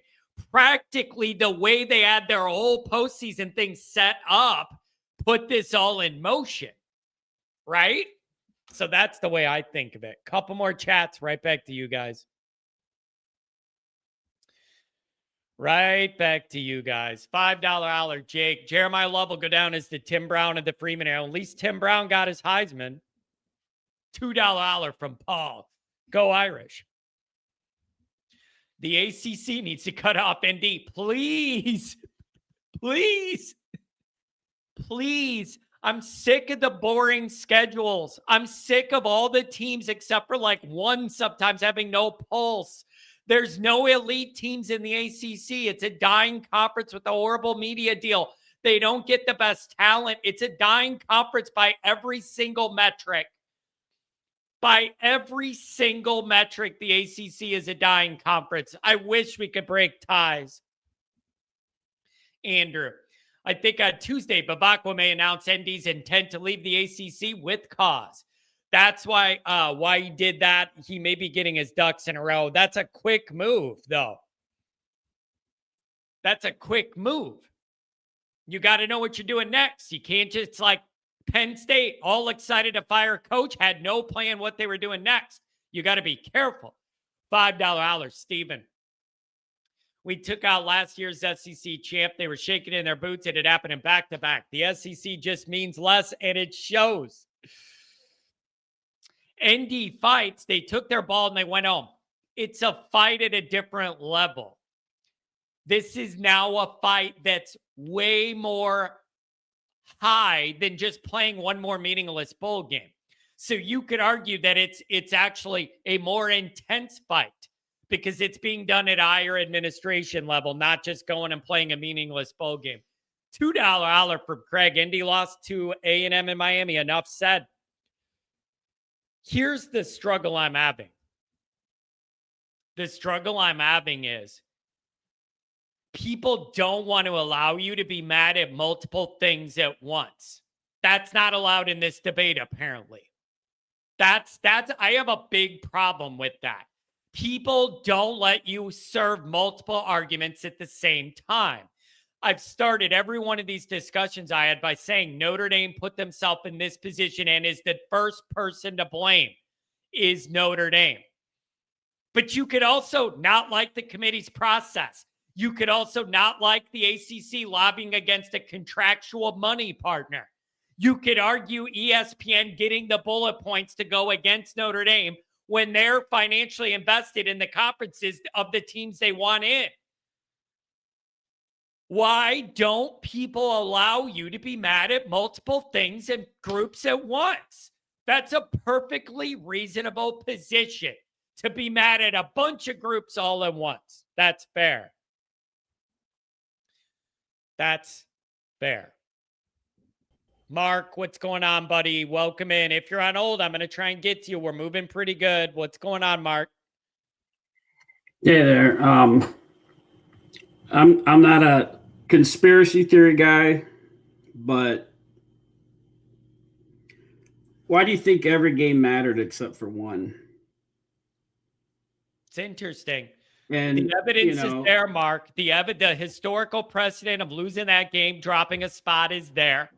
You did it to BYU, but Alabama doesn't have the same rule. So It just means more, but it means less. Why is every loss counts except for one? Yep. Like, really think about that. And you can look like dog shit, lose by 3 scores, and have more losses than the teams you're compared to, and it doesn't matter. And previous to Saturday, technically, Alabama had 2 less wins than Notre Dame. I mean, look at this. Louisiana Monroe Warhawks. Did they not have Eastern Illinois too, Mark? Didn't they have Eastern Illinois too? Yeah. Eastern Illinois, 3-9 record. Subdivision garbage teams with garbage records at a lower level. Now, if Notre Dame had those 2 things on the resume, that would be brought up in every instance possible. But as it is, it not mentioned once. Yep. And then, everyone knows if Virginia had won, Notre Dame would have been in. They would have did that movement with Alabama, Notre Dame, and it just makes it all more obvious what took place with the committee. And I think I don't know if they can the legal terms with these emails or communications or anything, or if it was just like in the room what took place. But I think just for shits and giggles, what could have been. You know, thanks for nothing, Virginia. The ACC championship really just added another turd on top of the pile. But I mean, our path would have been carved out. I mean, and I got brackets and shit over there that I'm not even gonna, not brackets, charts and shit. It's neither here nor there. So total all this up, if I had a tinfoil hat, I'd be wearing it. I don't know. It's a bunch of bullshit, but so what do you do now, Mark? Like, I mean, I don't know what Pete's going to be able to accomplish on a media tour. Everybody's down and out. Freeman's got to find a way to like rally this thing and make it a positive where you're a different team at a different level of fired up with like wanting to get retribution in your heart. Like, I'm out of gas here. I'm trying to find a positive. Like, the only positive spin is you come out with the different edge to you because you're pissed off next year. But damn, that's a long time away. Yeah, I mean, it's really unprecedented because we're apparently the only team that can't lose games. I think you look at everything, we're looked at entirely different. And I think that's a big problem. I don't know what they're going to do, if that means like changing that dumb ACC arrangement. And, you know, you literally have a conference that was working against us. So you had that taking place with an entire network working against us in concert. You know, every show, every talking head throughout the broadcast of the games, you know, Booger, the McElroy was just onslaught of negativity, all in concert with each other. And I don't know what they do as a result. It's a sad state of affairs. And I think, don't get it twisted, nobody's talking about the Miami comparison or the Oklahoma guy. I don't even know what he's talking about. This is all about the Notre Dame Alabama comparison and non-movement. It makes zero sense. And as a result, like, you just have to question freaking everything. It's harder for Notre Dame. We're at a disadvantage. So I don't know. That's all I got. But shout out to Tony. Love you, buddy. Shout out to the chat. And I'm not going anywhere. You're not going anywhere. It's Notre Dame versus everybody. It's all we got, Mark. All we got is us. Ooh, look at that. And a little anger at the end. I like it from Mark. Brian, let's just be honest. There's more to this story than the Irish here as it pertains to the bowl opt-outs. What do you mean by that, Brian? I'm a little unclear of what you're alluding to. Do you mean there's a bigger move from Bevacqua and Notre Dame overall? Or are you referencing like they made this decision because so many Notre Dame players were going to opt out of playing in the game to go to the NFL? Or like, I just don't know. I'm a little unclear on what the angle is on that. So I don't know. Aries, $5 holler. I know this hurts business-wise, John. Keep your head up, brother. This will probably be one of the biggest off seasons. Thanks a lot, man. I appreciate that. And that is true. Personally, obviously, I am miserable. From a business perspective, this is the worst case scenario as well. You don't even have a regular bowl game to buy you a few more weeks of high volume, like viewership. It's over. You made it to the championship game. We had heavy business all through December and all through January because of the run. Business-wise, it really does. Nobody cares about that. That's my problem. I'm just saying on a personal level, I'm miserable. And on a business level, this doesn't help either. You're losing all of December and all of January of being relevant and involved. So total loss for Johnny Boy here. It is what it is. Retribution for what? Correcting the ranking again. You guys are either not smart or you refuse to acknowledge that you could be mad at multiple things at the same time. Expand your mind. There's nuance here. You can be mad at Notre Dame for losing 2 games. You could also be mad at the way the committee handled things. You could be mad at ACC lobbying against you and having horrible conference rules that ended up with a 5-loss team being able to win. Open your mind. You can be mad about multiple things at once. Come on, WPP. Good morning. Hey, John, it's Pat from West Palm. Can you hear me? Yeah, what's going on, buddy? First of all, shame on you for taking Wisconsin lightly. I'm just kidding you. Just kidding you, John. Yeah, I wasn't ready for that, man. Like, I needed that laugh, but I wasn't ready for that. And any long timers here understand exactly what you mean by that. No, but I got a long list of people to denounce, but I'll keep it short. Number one, to all the people who defended Jack Swarbrick when I went off on him 6 months ago, shame on the lot of you, because Swarbrick put us in this mess.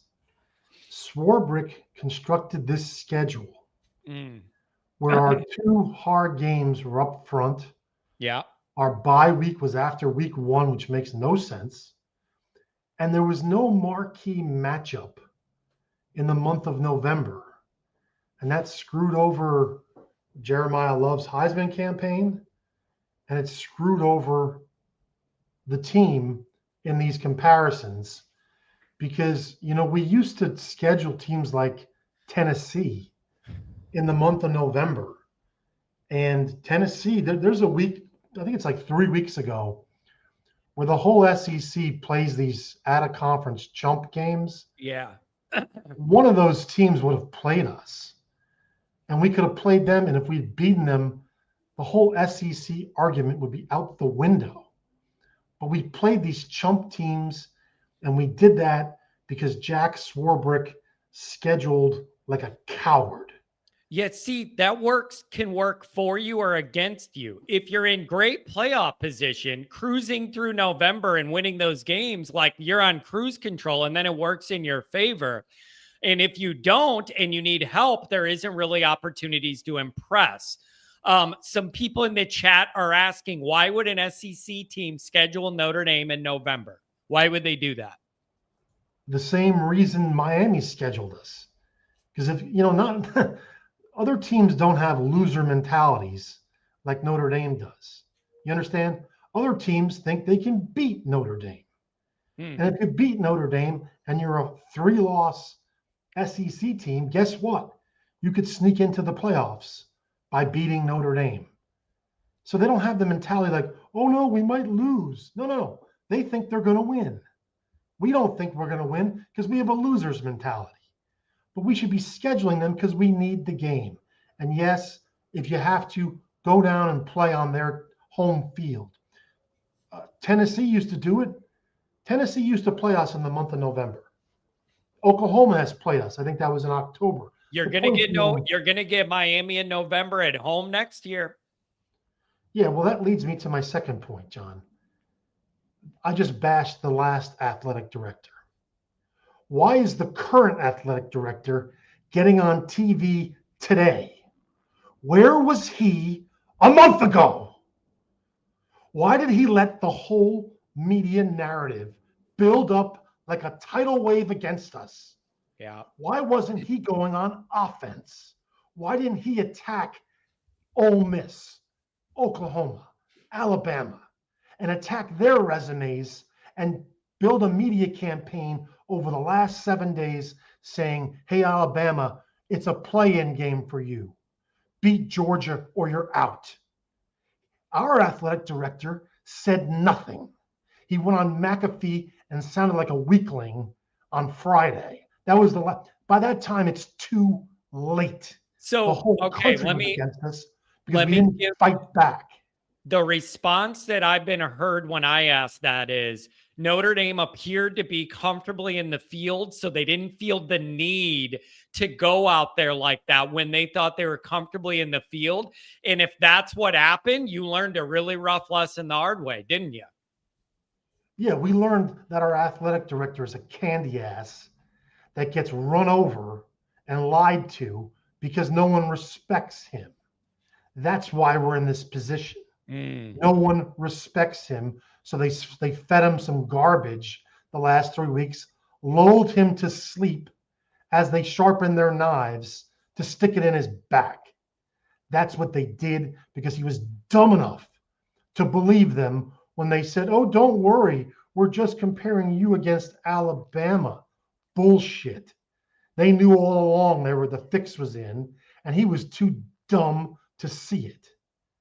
But does anybody here think that Father Dowd called him in last night and said, hey, Pete, how did we find ourselves in this position?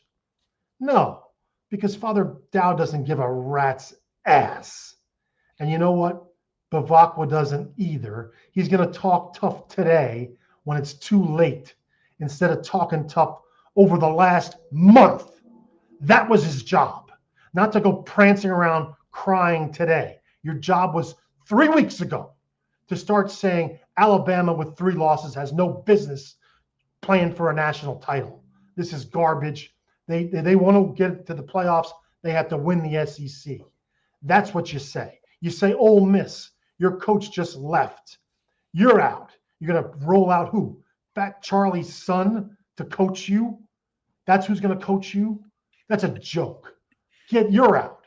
You go right to Oklahoma and say, your offense is a girls' flag football team. That's what your offense looks like. We would smash you by 50 if we played. That's what you say over the last 3 weeks. We said none of that. John, I'm going to go. I'm so angry right now. The bottom line is our former athletic director screwed us. Our current athletic director got run over, and now he's covering for himself. You know that, right? That's why he's trotting out this memorandum of understanding saying it won't happen again.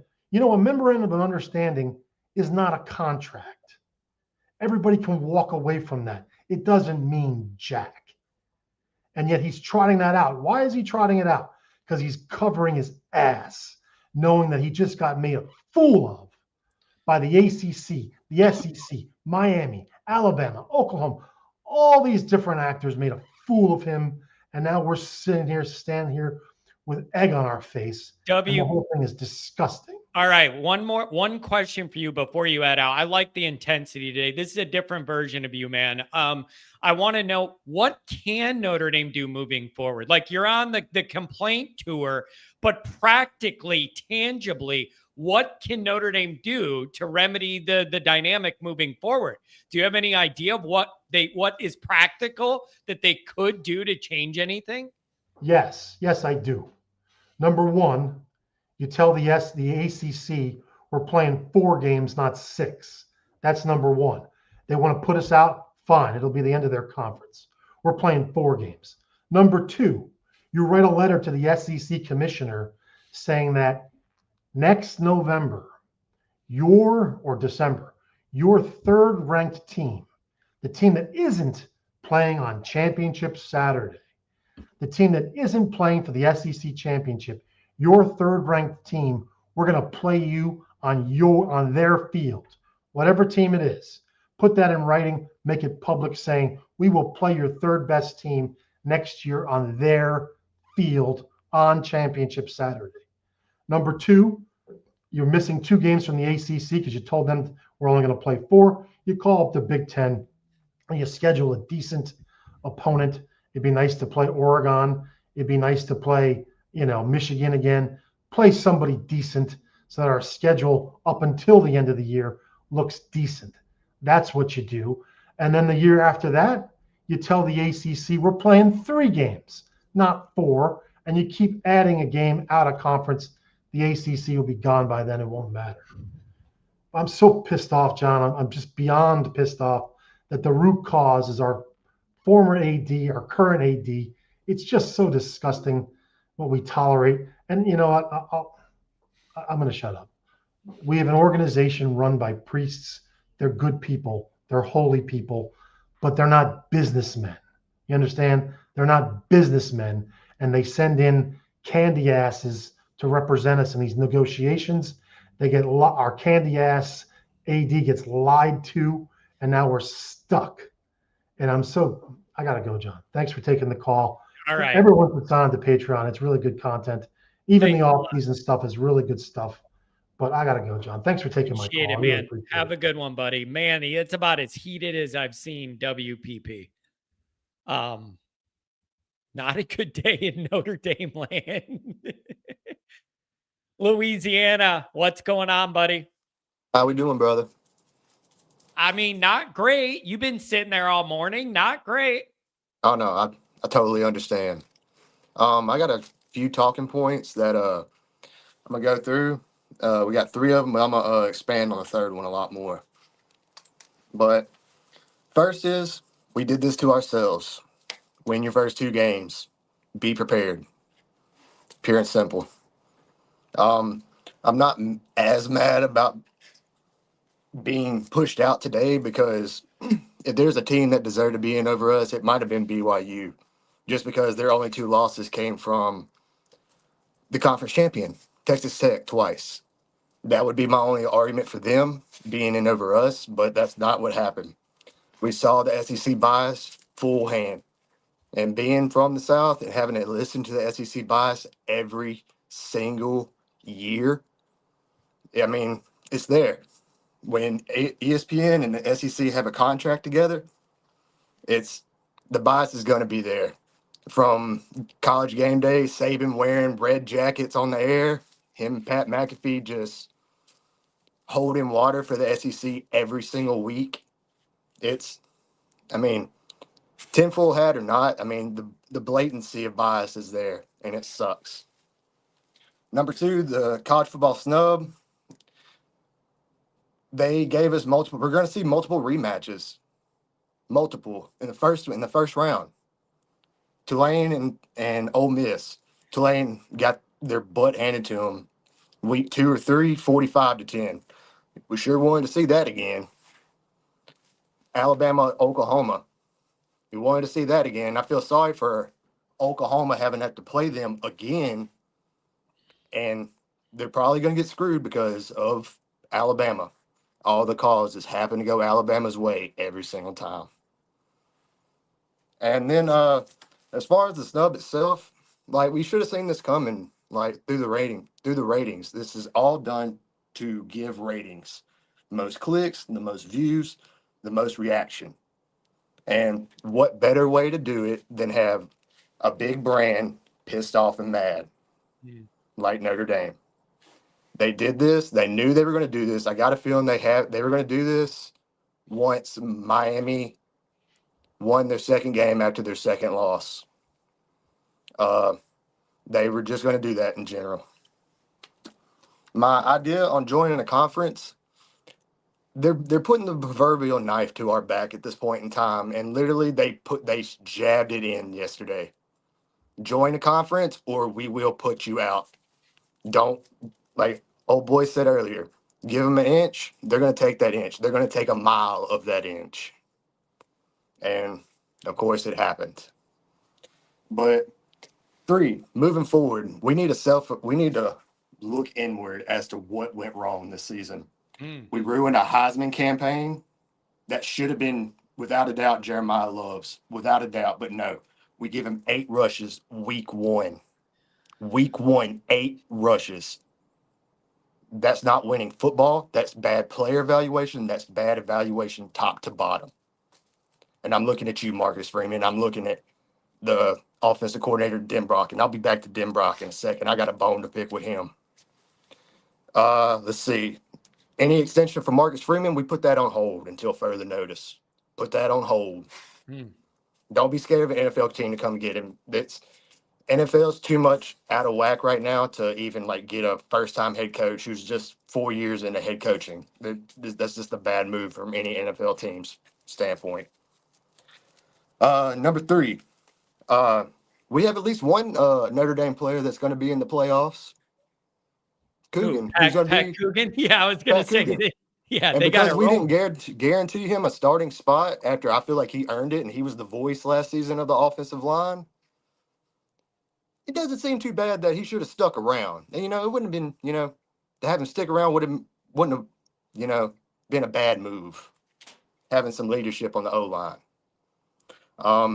That's bad coaching. That's bad evaluation.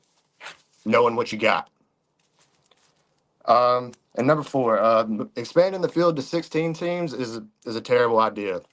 It's just all they're gonna do is move the talking point of the 11, 12, and 13 seed. They're just gonna move it to the 15, 16, 17 seed. That's all that's gonna happen. And then the SEC and Big Ten are gonna vie to have teams of theirs that are 8-4, 7-5 try to get in. Like Yeah, that's I all it's gonna get, do. You're literally I gonna be get what listening you're to saying. teams. You're literally Yeah. gonna be listening to teams next year like LSU vying to get in through being 7-5. Yeah. It's not gonna be good. And I'm gonna go back to Denbrock. Denbrock needs to be on the hot seat this offseason. We need to possibly force him into an early retirement, pay him what we need to pay him, and get his ass up out of here. Because you literally screwed Jeremiah Love out of a Heisman because y'all wanted to throw screen passes to a lacrosse player that's a 3-star who doesn't move the needle. Yeah, he breaks a tackle, but it's generally like, what's he do to move the needle? Nothing.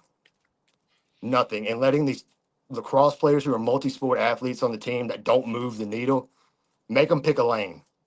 Either you're going to play football and commit all that time to that, or you're going to do your thing and be on the team, or try to balance it out and be great. But it's not a good look. And where we go from here, like, who knows? Denbrock needs to get himself together, and not coming out of a bye week and doing literally the same thing and looking worse is not a good look. And this whole thing is the ultimate form of gaslighting. I've taken this from childhood, from 4th grade on up, when I started actually paying attention to Notre Dame football, like taking it from SEC fans. It's the ultimate form of gaslighting. Moving the goalposts for their arguments. It's all about the SEC bias and how they generate money. And if you don't think Alabama and Saban had something to do with us not being in, you're out of your mind. You're out of your mind. Man, there's a lot there, Louisiana. I appreciate you joining today, man. This is it's the worst case scenario. And we got to see how Notre Dame responds now. John, go Irish, and guys, hold your head up. We're going to have to. You're dropping out, but it was at the end of the call, man. I like the anger. I'm not the only one who broke a pen in the last 24 hours. That's good. I appreciate you, Louisiana, but you froze. Todd, welcome. Good morning, brother. Oh, John, excuse me. I'm telling you, can you hear me okay? Yep, I got you. Okay. So anyways, my first complaint is this. There was a team that played by all the rules, met all the criteria they're supposed to meet in their conference, and they say, screw you, you're not ranked high enough. Duke is the team that should be ticked. They did everything by the book, what was required of them. It's not their fault they got in the playoff. That was the rules for their conference. They win. If conference games matter that much to the committee, then Duke should have been playing. I don't care where they're ranked. They won the conference. Miami didn't. They didn't even get in the game. That's my first criteria. Second, Mark's a lot like me. He does charts. You want to know what this is all about? It's all about that little insignia right there, the S with the 2 marks through it. Yeah. It's all about money. And for them to all of a sudden they had an epiphany and they realized that Notre Dame and Miami played each other. Are you serious? So when they say the records are equal, no, they're not. We had one group of 5 team that we played, Navy, who finished number 22 in the Associated Press and number 25 in the coaches poll. right? They played Bethune-Cookman. Who's Bethune-Cookman? An FCS team. But I guess it's okay if you're in a conference, you can play an FCS team and it doesn't hurt your chances to get in, right? So that's not what you want to say is an even schedule and to hit the same records. They lost to two teams that never made any of the final polls, but yet they're in because head-to-head mattered. No, you got to look at the totality of the thing. And I like, he was complaining about Saban, but I still tell you, I would trust Nick Saban as the head of the committee. I think he'd be fair and honest. Saban said this, it felt that this system brought teams into the playoff who weren't among the best 12, arguing it was like a participation trophy for the G5, despite the format's intent. Well, I looked some stuff up. Why did JMU get in? Well, here's where the glitch in the schedule is, and this is why Duke should be mad. It says that under the new format, which is the 5+7 model, the new one that they adopted this year, it guarantees automatic bids to the 5 highest ranked conference champions, plus the next 7 highest ranked teams. So we see that how did they do this? Well, because the ACC champion wasn't ranked higher than JMU or Tulane. Tulane grabs the spot that was vacated by the ACC. So now they become the number 4, and JMU becomes the number 5 as the true G5. Yeah. And so to me, no. Saban even made a comment with the guys, and when they panned to him on this, it was like a 4-screen set, and it had Fowler in the lower right and Saban above him in the upper right, Herb Street lower left, and then what's his name that runs the thing there for ESPN in the upper left. And they went to Saban, and Saban's got this disgusted look on his face, and he says, "Look, no disrespect to the group of 5, but you really aren't one of the best." He says, and here's what his comment was. He says, Notre Dame's got to be disheartened about this thing. But at the end, his last comment was, there's a team that's sitting outside these playoffs that should be in. And he definitely was talking about us. You can't have a bunch of stuffed suits sitting in a room deciding things that they're not even really basically affiliated with. They don't watch games all the time. You need people in there to know how to study the films, know how to evaluate. That's what I say. I'd make Saban the guy. I trust him to be fair and honest. I really do. He called, like he said it yesterday. He says, I think Alabama, Notre Dame, and Miami all should have been in. And to talk about, you're talking about BYU. Are you serious? I would put Vanderbilt above BYU after that debacle I watched with Texas Tech. The reason Texas Tech won everything is they have better talent. I mean, BYU, as my father would say, if he's watching those two, that game, he'd say, Notre Dame and mop the floor with them. Those two teams to me are inept. And then you got a 22-point underdog, JMU playing at Oregon. Are you serious? Entertainment? Yeah, if you like watching a clown show. And the same thing goes for like Tulane. We've already seen that. Mississippi already beat them, like you said, 45-10. That's craziness. This committee basically had their minds made up. If there's a way to force Notre Dame out, and I agree with the one caller, Notre Dame last year went to the championship game. We beat the SEC champion. They don't want to see that repeated. No way, manner, shape, or form do they want to see that. So they pulled everything they could pull to try and make us join a conference. And like you said, why would we join a conference? Well, if we joined a conference, we won the conference every year, we'd automatically be in. It makes it easier for us. We already knew who our opponents are going to be every year, right? But I like the idea. I haven't always agreed with West Palm Pat, rather. But I like the idea. You take the ACC, you tell them delete the games. You build your own schedule, your own resume. You get these teams on long-term contracts that are good, solid football teams. Now, I want to know what the committee's going to do next year when we get a whole new Pac-12. And now they have 9 teams in the mix that are in football.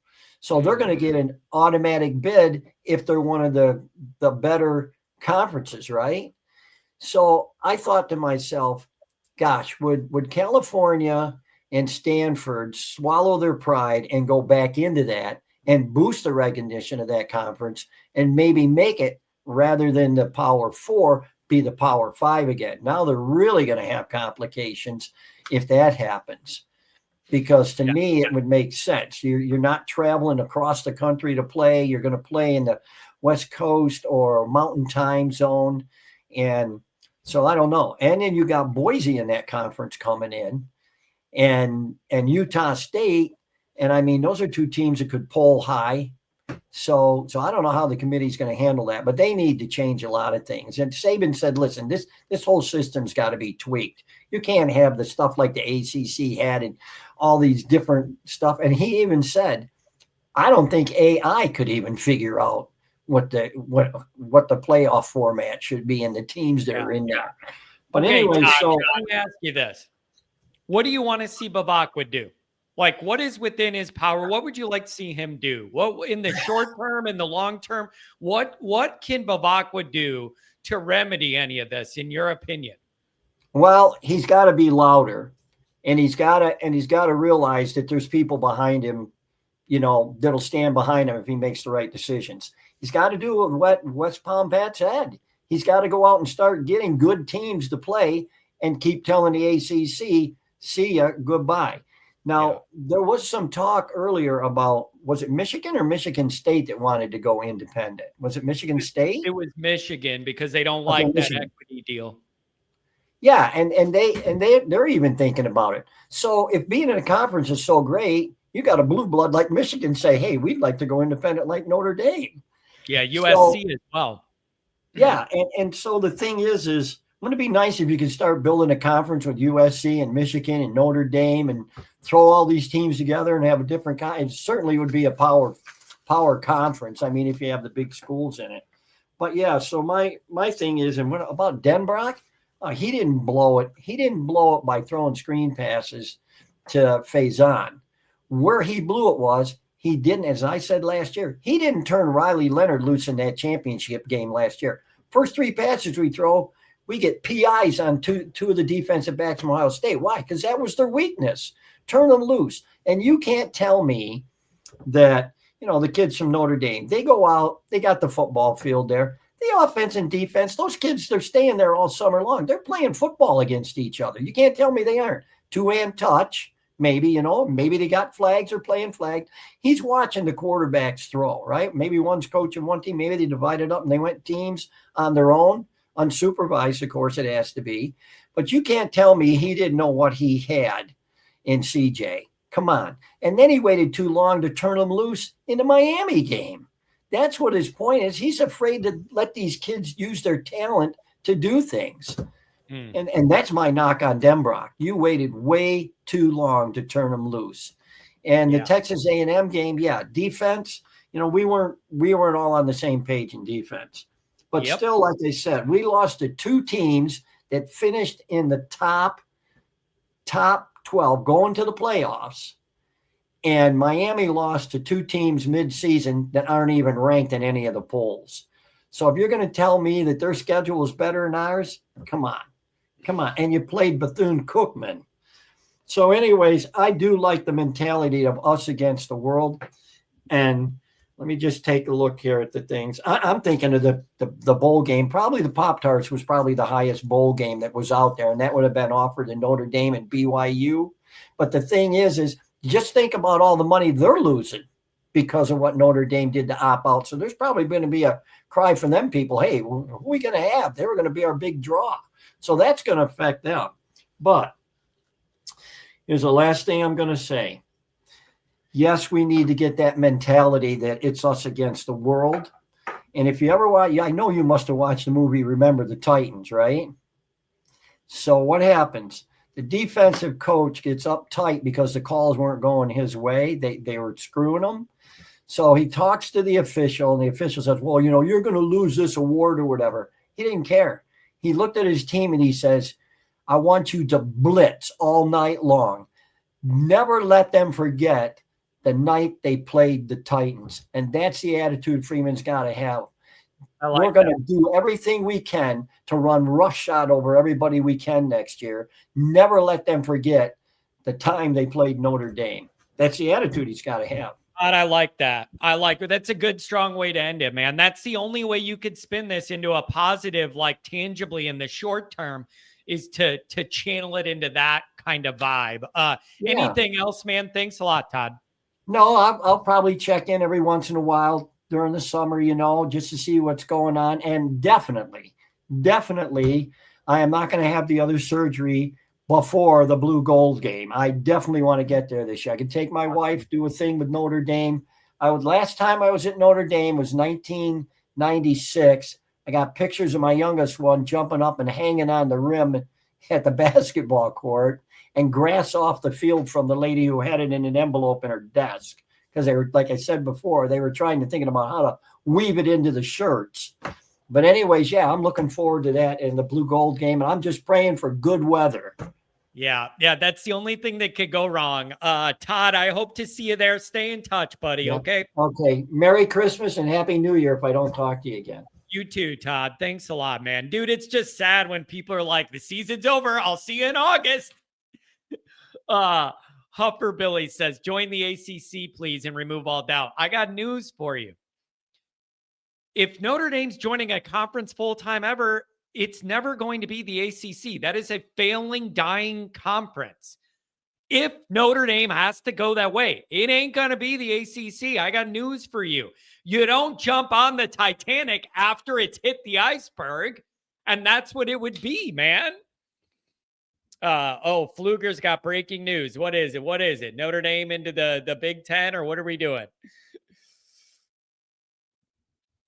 $5 olive from the Beefeater. Dan Patrick said his contact told him weeks ago Notre Dame was being set up. Pete should have done more, but how can you fight that level of deception? I'm wondering if Pete just feels like he's got hung out to dry here. I don't know. Tom, welcome. Good morning. Oh, my God. There's so much to unpack here, isn't there? Oh, I got a pounding migraine. This is absolute misery. Yeah, I do too. We have to be. I literally have a migraine. It is overwhelming, all of this BS we're wading through. Tom, how do you begin to sort through this? Where are you at in your mind? All right. So, West Palm Pat, I very seldom agree with you, but I'm on board with 98% of what you said. Right? There has to be a fundamental change. Now, we've known about this all year, that and even Bevacqua talked about it in the preseason, that they are all, as an administration and the program and everybody, they're on board. They're sinking they've made Father Dowd and the whole kit and caboodle is making Notre Dame football a priority. But what happened yesterday became a sea change, because the College Football Playoff Committee and those 12 or 13 idiots on it, along with their cohorts in the media, ruined college football as we know it. They weakened the game yesterday. You're never going to be able to explain to me why they did what they did without any bias behind it. Dr. John, all due respect, he doesn't see a bias there. John, I wrote you last night when I woke up in the middle of the night, and the first thing that popped in, I wanted to be clear.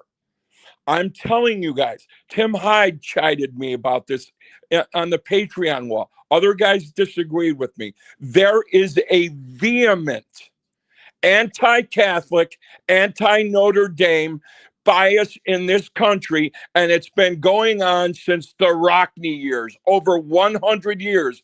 And if you guys can't see that, then I'm sorry, you're blind, because I have experienced it on the road. I used to travel to a lot of Notre Dame games. I used to go to road games. I've been everywhere. I've been to Tennessee, Alabama, LSU, South Carolina, Michigan, Michigan State, Purdue, Ohio State. Every single one of those places I came in, and it was always put in my face, the anti-Catholic hate, the slurs, the bullshit that goes on. And the only place that I never felt that, and I've been there 5 times, was USC in the Coliseum. Because you know what? For the most part, those people are classy fans. The rest of these people cannot stand us, right? For whatever the reason is. But what they've got to remember, there's no big college football without the University of Notre Dame. When they were building Notre Dame Stadium in 1930, Notre Dame, what did they do? Rockne took them on the road. Played all 9 games on the road, won all 9 games in the national championship. And for all these naysayers and all these Notre Dame haters that are in the podcast, that are listening to this, and say anytime, anywhere, any place, and that's the exact attitude that Marcus Freeman has to do. He has to pull a little bit of Parsegian and Holtz in him, where Parsegian used to bury teams. He used to bury teams.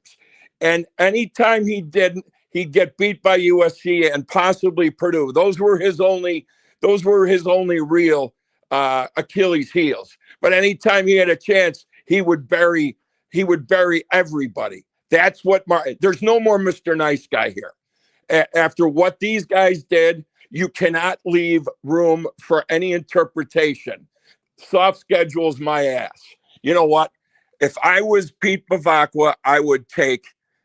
They would find a way to put 2 or 3 Big Ten, 2 or 3 Big 12, or 2 or 3 SEC teams on the schedule every year. All right, you know what? Let's roll the dice then. Come on, big balls. Put your money where your mouth is. Let's go.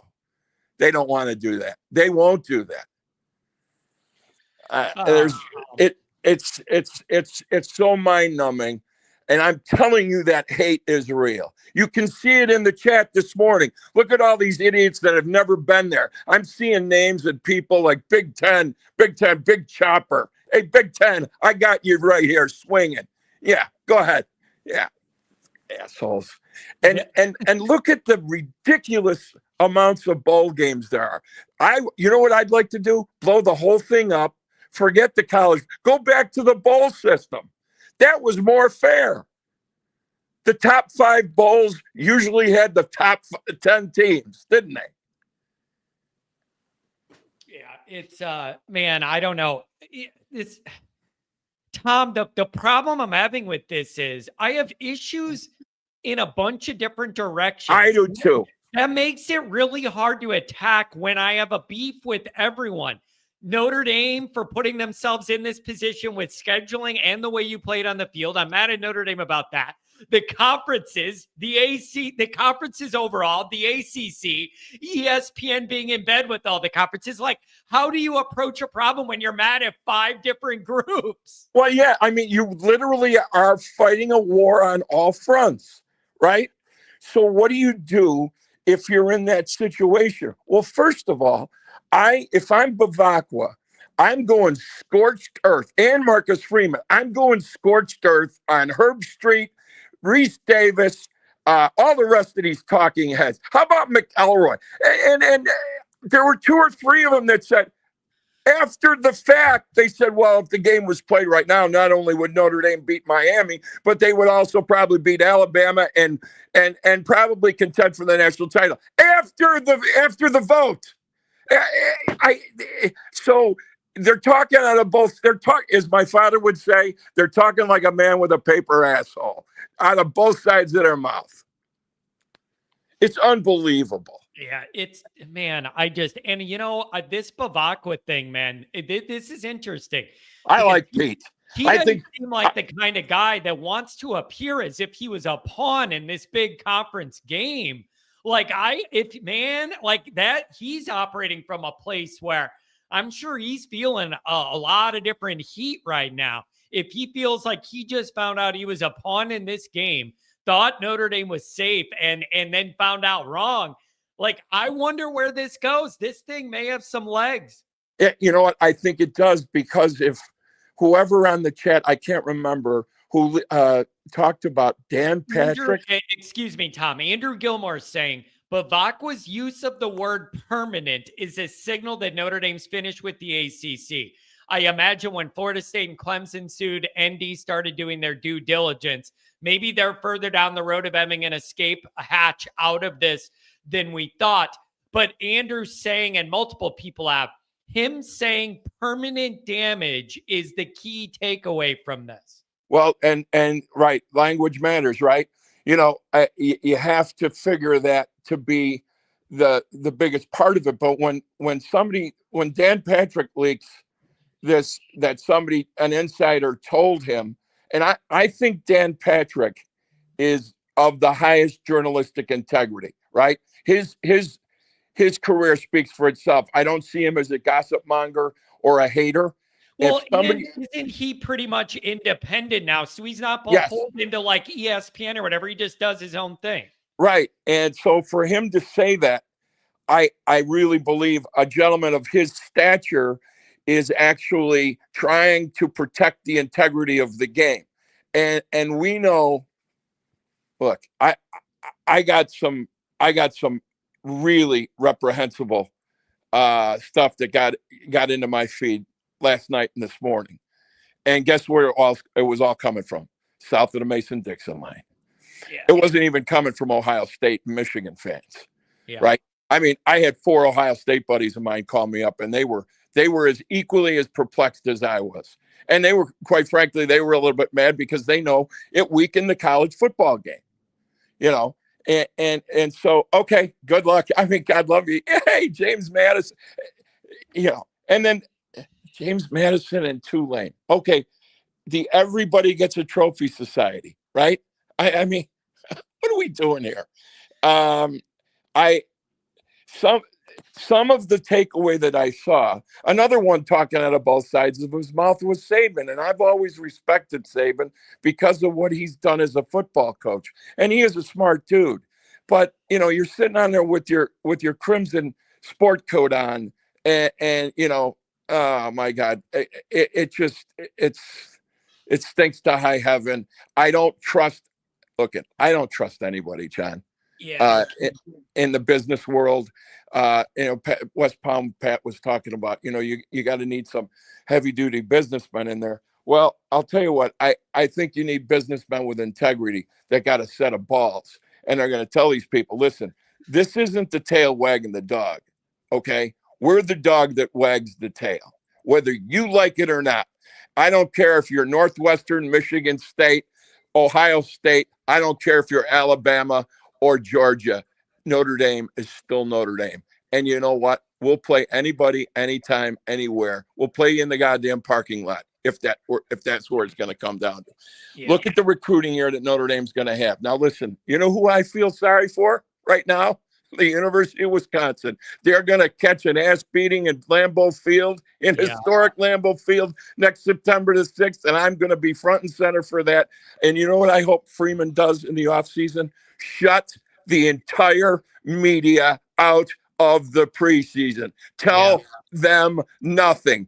Closed camp, and you get your boys ready. I want razors on that field. I want them to come out, and I want them to beat Wisconsin by 7 touchdowns, and then send the message. And don't take your foot off the gas until you get to the national championship game next year. I like it, Tom. You know I like it a lot, buddy. Hey, I appreciate you being here, and I'm sure maybe I'll see you on Monday Night Raw tonight if you just can't get enough. Well, you know what? I am going to take a little hiatus. I'm unplugging. Like I said last set, I'm going to try and figure out a way to get to the tropics, go sit on a white sand beach, look at broads in bikinis, have a couple of cool bevies. You know, it's time to reset the batteries because this took so much energy out of me.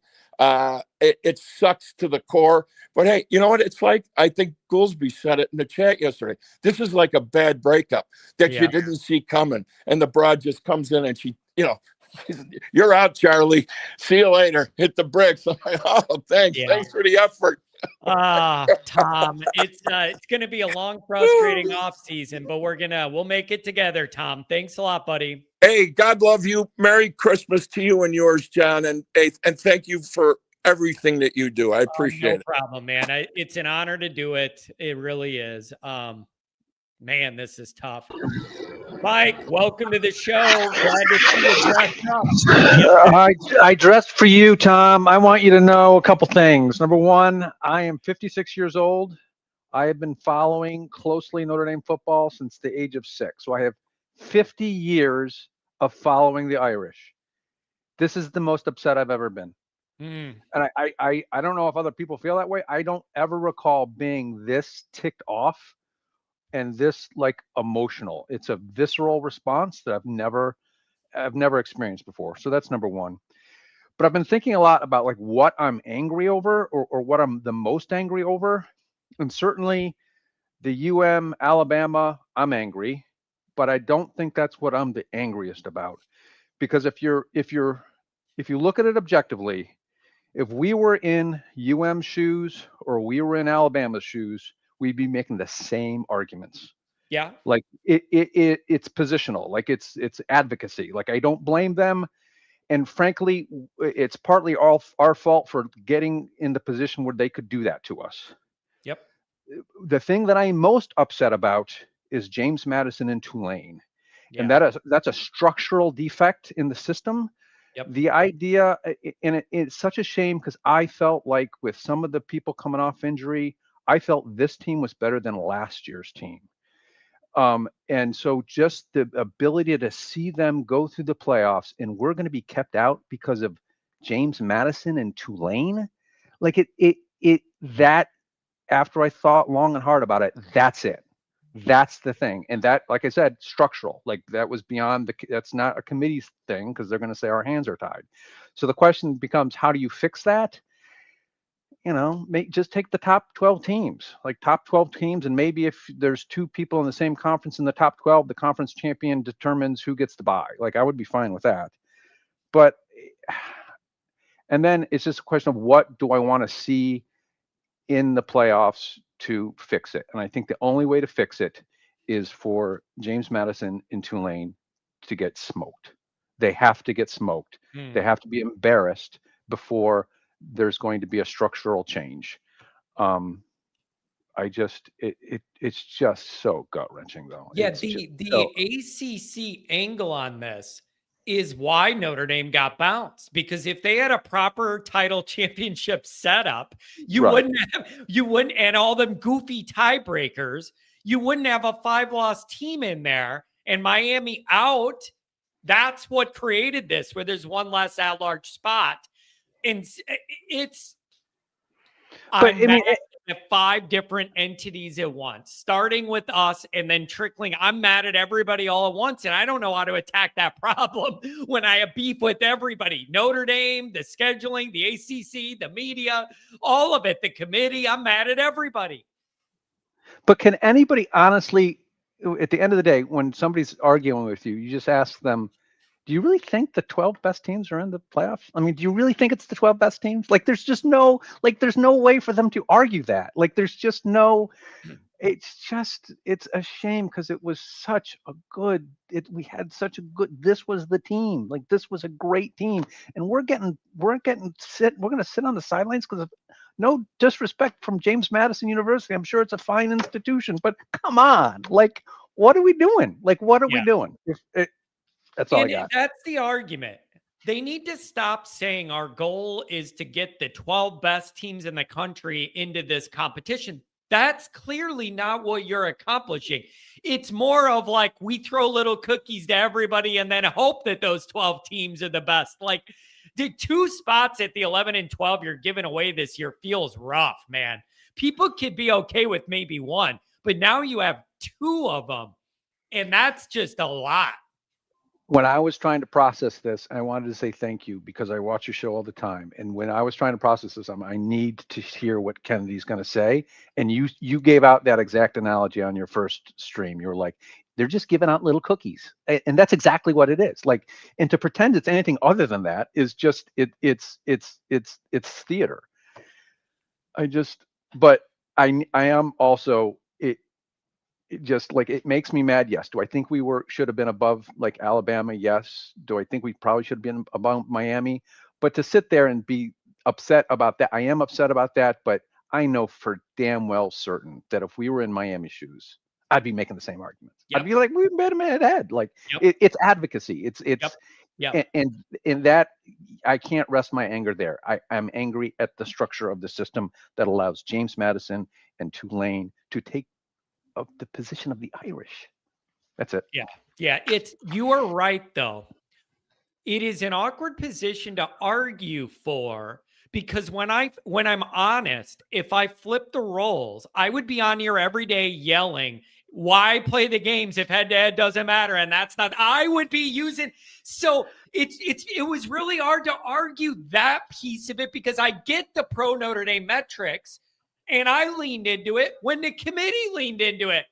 Once the committee saw it Notre Dame's way all those weeks, I'm like, hell yeah, they're looking at it our way. Let's go. But man, if the roles were switched, I'd be leaning on that, Dad. Like I'm openly admitting that. So it leaves you in an awkward place to argue from. And does ESPN have a conflict of interest? Yes. Are they biased to pick against us for monetary reasons? Yes. But we let them do that. It's just like the previous caller said in the Titans movie. Like you put them in a position where they could make the call. Like we put it on a silver platter for them, and we should have expected that that's the way the cookie would go. But it's just the structure of it, and it's bad because I know Swarbrick was involved in developing that structure. So, and I hold him in very high regard, and I just think we need to, I was going to say I'm not going to watch any more college football, but I think I am, and I want to watch the JMU and Tulane game, and I'm going to hope that they get smoked so bad that the committees just has to do something. Yeah, it's man, it is a combination of all of the worst elements you can imagine that all blew up on Notre Dame's lap at once. It is almost unbelievable the amount of things that piled up to make this result happen, that Notre Dame's the first team out. Some of it in our control, some of it beyond our control, some of it bad luck, some of it lobbying. Every single thing that could go wrong blew up on you. And here we are. It's going to be a long off season. The last thing is, and I tuned into that program the other day thinking, oh, it's a lock. We're in. And then like the first 20 minutes, they're like, wait a minute. Like you knew the fix was in. It's like all of a sudden the script changed. Like everybody was just delivered talking points. And it was like, wait a minute. Like that's not the talking points I've heard for the last month. And all of a sudden it's changing and everybody's singing from the same hymnal. Like there was a statistic that was like 80-90% chance that if BYU loses, we're in. And then all of a sudden on the show, they're like, well, maybe not. I'm like, yeah. It's just going to be a long off season, man. Hey, I really appreciate you jumping in, man. You look important. You look like you're ready to do some negotiating on Notre Dame's behalf here today. I'm watching you in the off season. Thank you for everything you do. I appreciate it, Mike. Take care, man. I'm telling you what it is. The earpiece, baby. When you got the earpiece, you know you're doing some real business. Pete's interview this morning was a small light in all this. Thank God he's our AD and not a Swarbrick. Thank you for that. Somebody said this is toxic AF. Yeah. Welcome to Notre Dame's offseason, you guys. This ain't going to be pretty. This is going to be a rough journey. Like, get ready. Buckle in. This offseason is going to have a rough edge to it. It's just, there's no way around it. $5 Aller Catfish. Has anybody thought about what the context of Here Come the Irish show? This is going to be awesome. ND versus the world. Oh, man. $2 Aller from the Skate Rat. My luck was 6. The 06 Colts, 16. The Cubs, 26 ND next. $20 Aller WPP. Bevacqua's not going to do anything about the ACC. This is all garbage. Only thing that will be done is the same thing over the last month to promote ND and assist Love's Heisman chances. Nothing. Well, on that bright note, Robert, welcome. Good morning. Good morning, Pat. How you doing, man? How you doing, John? Been better. I've been better. No, I feel you, man. I feel you. And just to let you know, I work overnights, and I have to work tonight at like 6 p to 6 a here on the East Coast. But I had to be on for today. I really did. So I appreciate that, man. I got a handful of you guys that are night shifters, and you either got to wake up or stay awake to jump on the morning show. Thanks for making the effort. What do you make of all this, man? We're in a mess. What a mess.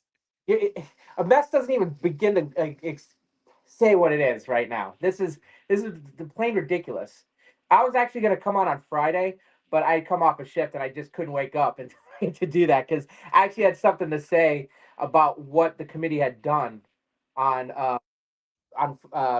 during the Tuesday broadcast last week, and they had an initial call at the end of it, and the interview that they put out from that put at the end of it when they were talking about Notre Dame. They asked 3 questions about Notre Dame, and it was always the same, that when they were put in the group together, BYU, Alabama, Notre Dame, and Miami, they said, we got it right that time. So from one week to another, what changed? I get BYU losing the way they did, getting absolutely boat raced by Texas Tech. I get that. It is what it is to move it up. But also, too, the one thing I have about the head-to-head thing here, too, as well. If head-to-head mattered so much there, too, why be at the last moment you change it? You should have changed it last Tuesday, and then we wouldn't have been in this mess. Yeah. Also, I've been saying all along, it isn't necessarily the result. It is the process by which they arrived at it. There were arguments you could make for Alabama and for Miami that would have made a lot of logical sense. They didn't go with those. Correct. They didn't go with those. And so that the committee is to blame for a lot of this backlash, because if they had proper messaging when they put forth Miami and Alabama's case, it wouldn't be as bad. But they allowed this to happen by their convoluted path to arrive at their decision.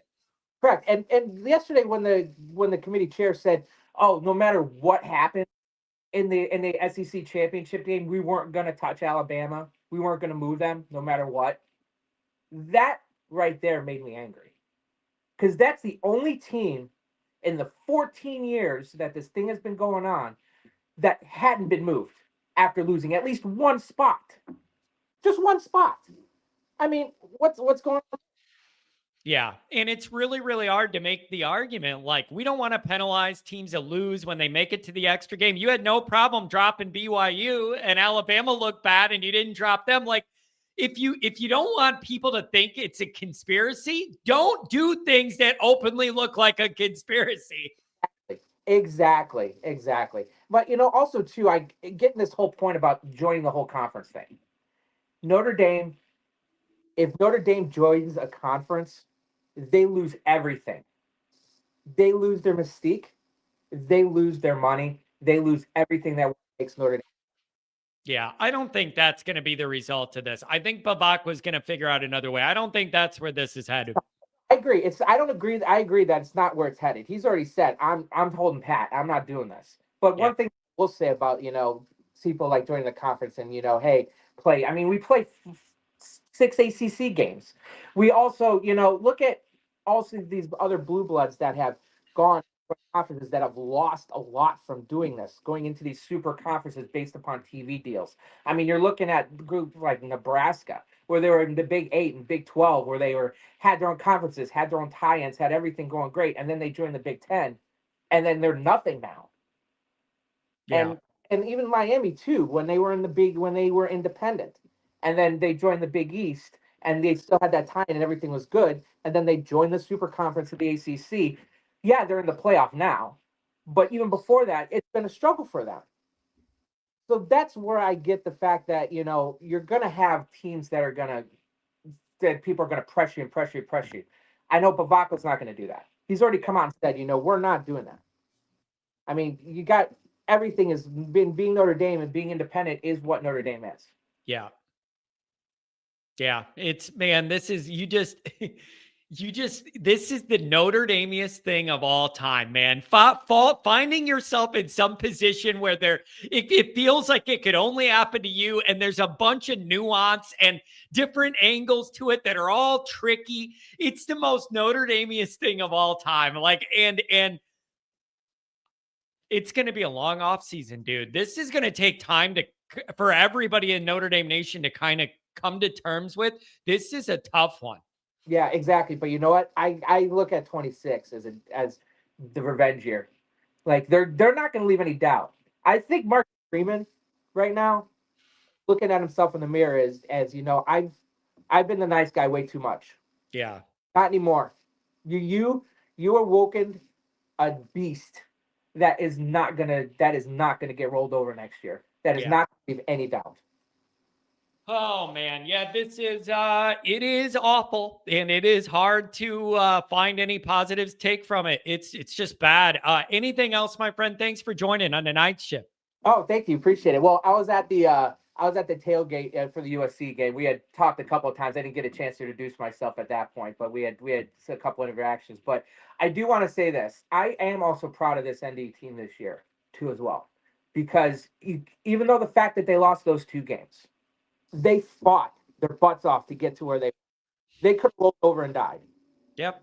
They could have like said, you know, we lost our 2 best games. You know, it's going to be hard to make the playoffs. They said, you know what, we're going to give ourselves a chance to be there, and they did that. They did everything that they needed to do, minus the first games, to get there.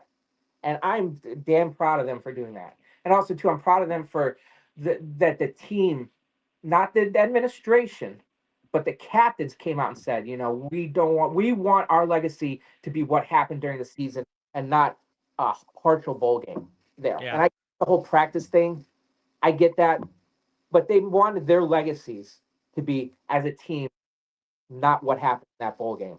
Yeah. I get it, man, but this is just a tough 24-hour cycle. Robert, thank you very much, man. Catch up on some sleep, brother. I will. Thank you, Rod. Thanks a lot. See you at the next tailgate. Thank you very much. Oh man, these are tough times. These are tough times. JT, welcome to the show. What's up, pal? What's going on? What's going on, John? It's good to be back on the show finally. So I'm going to be a little bit of a contrarian, if you don't mind. Sure. So, in my personal opinion, and this is just me speaking here, I know I'm going against the grain of the rest of Irish Nation, but I remember a time when it was a privilege to even be invited to a bowl game. I remember Hawaii. Well, I got told about this after the fact, but anyway, Hawaii was 9-3. There was a time when Hawaii was 9-3, and they got screwed out of playing in a bowl game. So the response was that the Hawaii Bowl would be created, and if they got it, they qualified for a bowl, and they would play in that one, except if they made the New Year's Six bowls or whatever. I'm not advocating for a South Bend Bowl here, obviously, but like, I just think that the message that we would be giving out today, justified, we got screwed message, would come off a little better if we were scheduled to smash them Mormons in rising Catholic stronghold Charlotte. Yeah. That's my issue. I wanted to see Aeneas Williams run 100 yards on that defense in Charlotte in December. But we ain't getting that now. And the way, and I hope this press conference tomorrow is announcing that we are leaving the ACC entirely and joining the Big East in all non-football sports and fully independent football. And I want to schedule an agreement. Michigan USC don't want to play us every year anymore. Fine.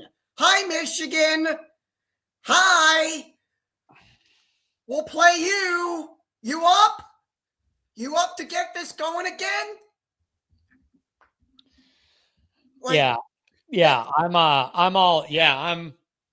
I'm with you, man. There's got to be something Notre Dame could do. Yeah, and of course, I was hoping to give you an update on the status of Marcus Burton, but we don't have that yet. He got injured during the basketball game against TCU on Friday, but I was hoping to give you an update on that, but I don't have one right now, unfortunately. But whatever, we move on, and we have bigger fish to fry, including, Pete Bevacqua should have been, we can say this in hindsight because we were out of the playoff, but Monday morning, Pete Bevacqua should have had a spot on the Today Show recapping the football game and fighting for us to get into the playoff using our media partner, NBC, to do that.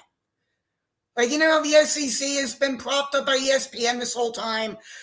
The Today Show should have been having Marcus Freeman or CJ or Pete Bevacqua on every Monday, especially in November, making our case to get into the college football playoffs. You get what I'm saying? Yeah, I got you. I hope Pete Bevacqua can do whatever he could do to advocate for Notre Dame moving forward.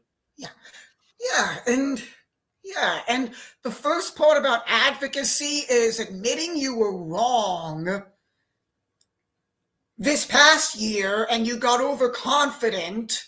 Admit you were wrong, apologize for that, and make sure this doesn't happen again on the media side.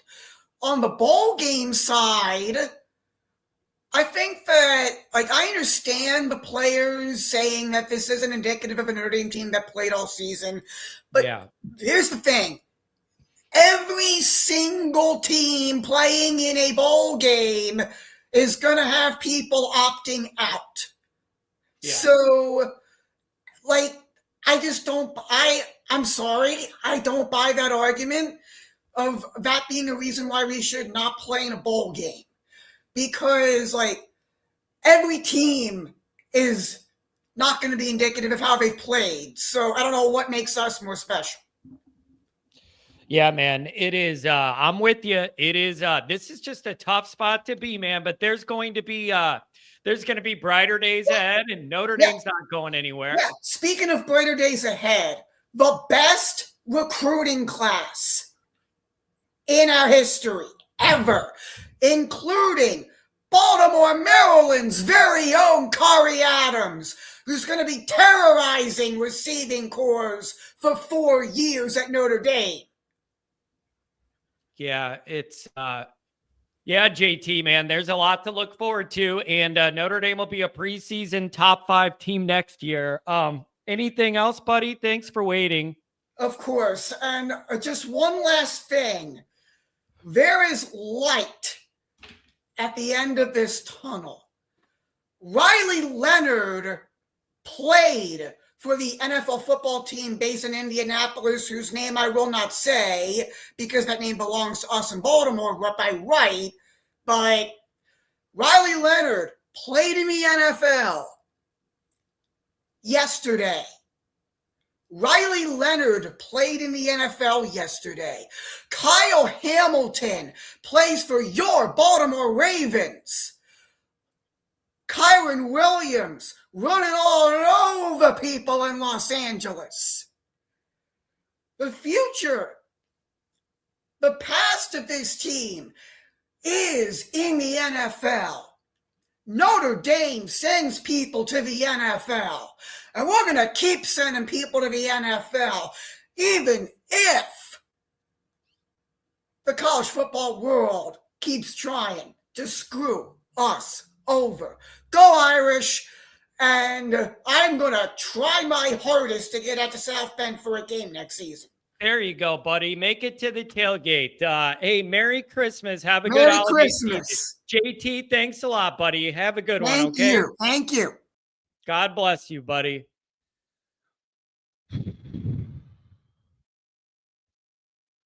Johnny Boy's struggling a little bit. I'm struggling.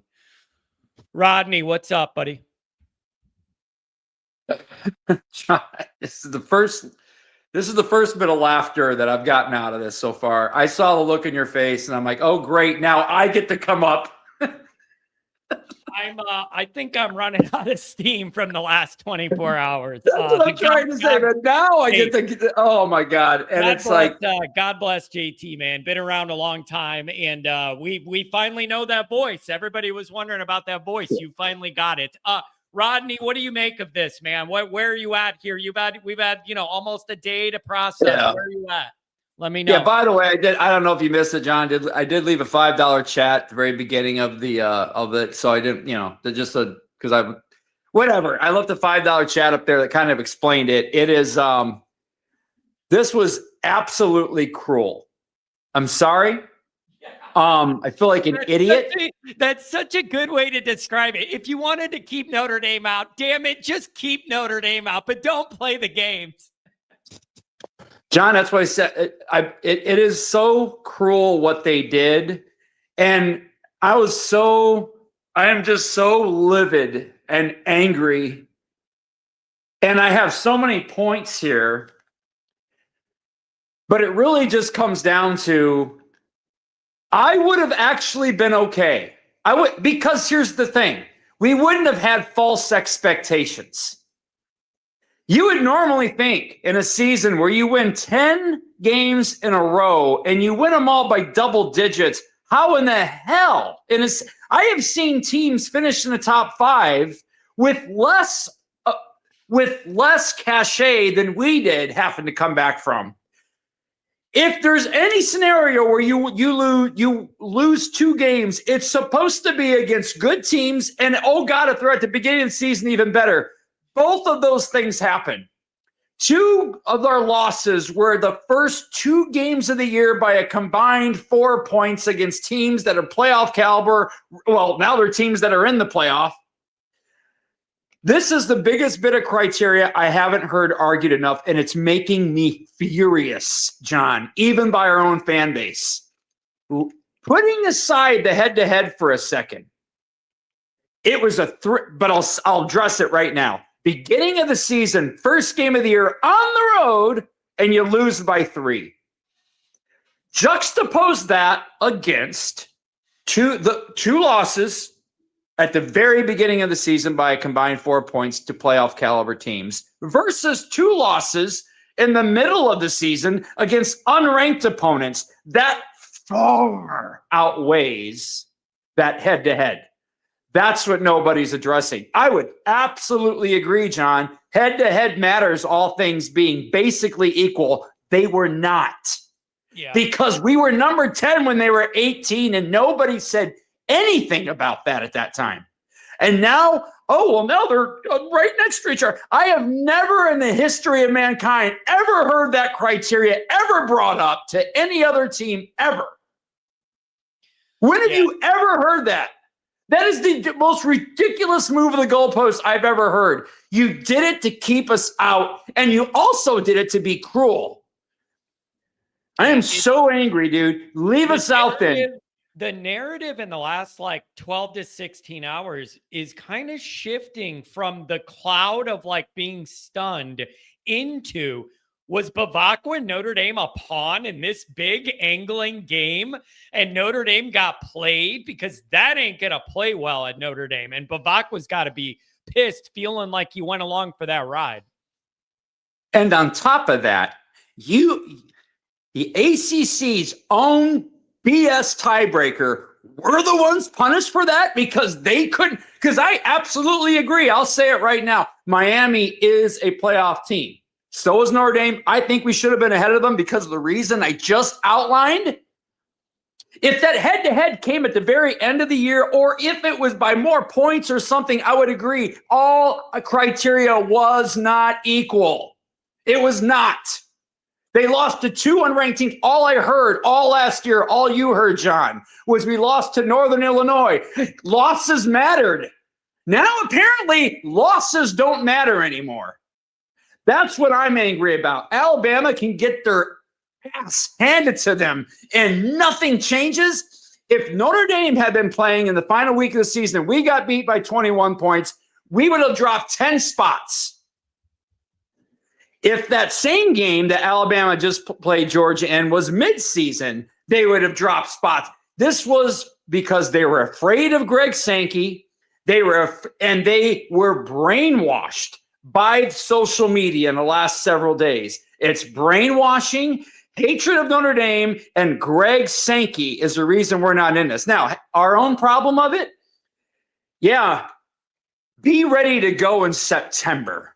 Be ready to go in September. You did everything you had to do after that, and that's what's not getting enough credit because we do have a 12-team playoff. In an 18 playoff, I can live with not being in because I would have been prepared for that right away. But you teased us the entire year. If Miami was good enough to go ahead, at the very minimum, it would have happened last week. Yeah. That is such crap. And here's John. Let me just explain it this way. Let's just say the points, like there's a point system, right? Let's say we're at, let's say we're at like 800 or something. Let's say Alabama was at 850, and let's say Miami was at 700 or something, and that's how they determine. The point system doesn't change because one team then gets moved ahead. The points remain the same. Nothing changed there just because we're right next to them. They still won that game at the beginning of the year, and you said that wasn't good enough to keep. I cannot believe I'm using this. It is the most I want from this point forth for them to say losses no longer matter. The teams you lose to no longer matter as long as the record's the same.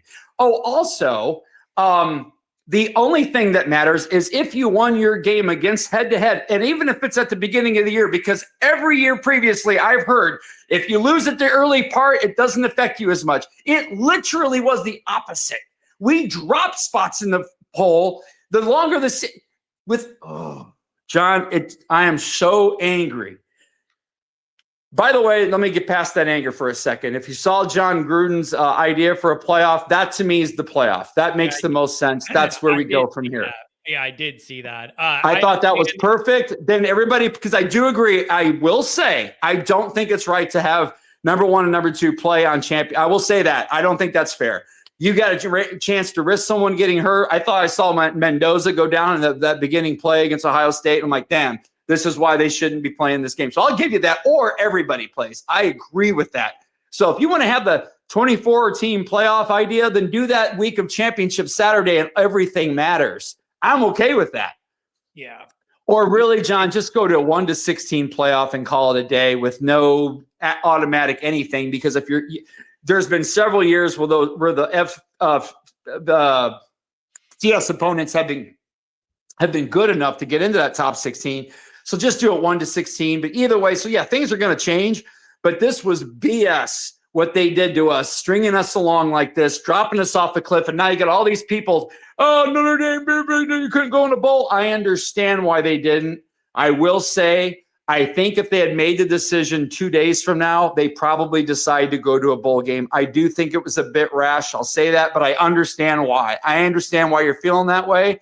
And middle finger to the ACC, middle finger to the SEC, and middle finger to the committee for doing this. That was BS, man. That was Bush League what you did. If we weren't good enough, fine. Don't you dare do that 11th hour. And all these other fan bases, you'd be feeling the exact same way. With Florida State, I felt their pain when it happened. But the difference was they did lose their quarterback. I'm not saying it was the right thing to do to drop them, but what happened with us?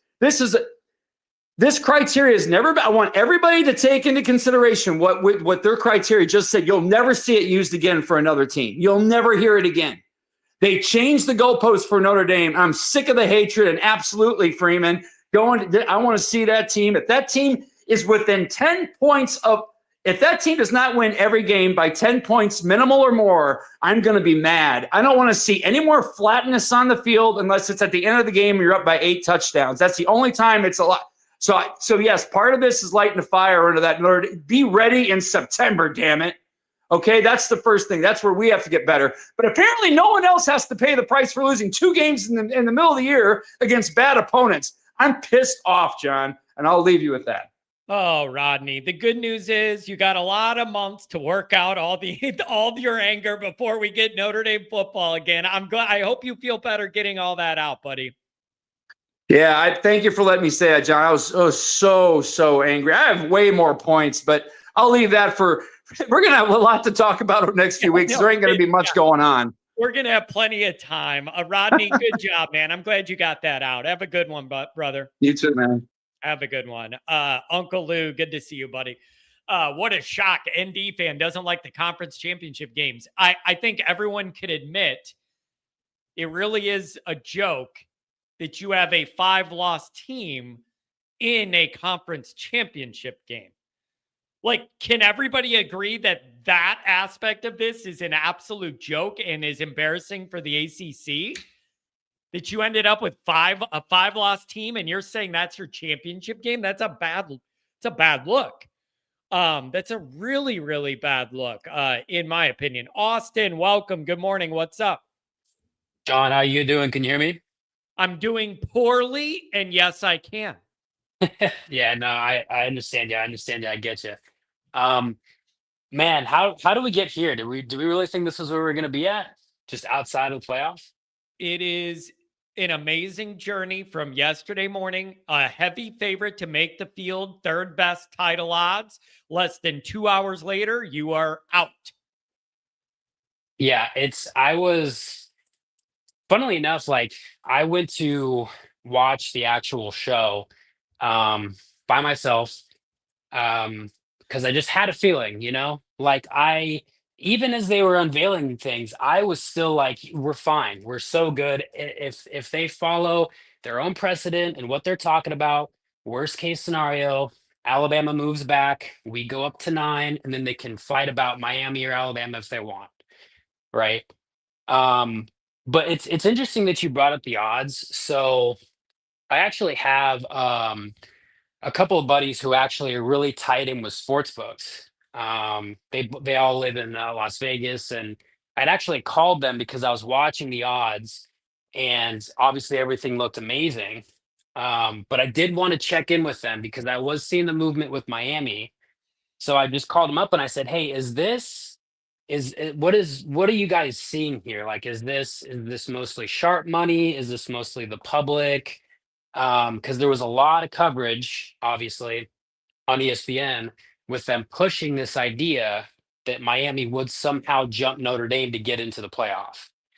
I got the same answer.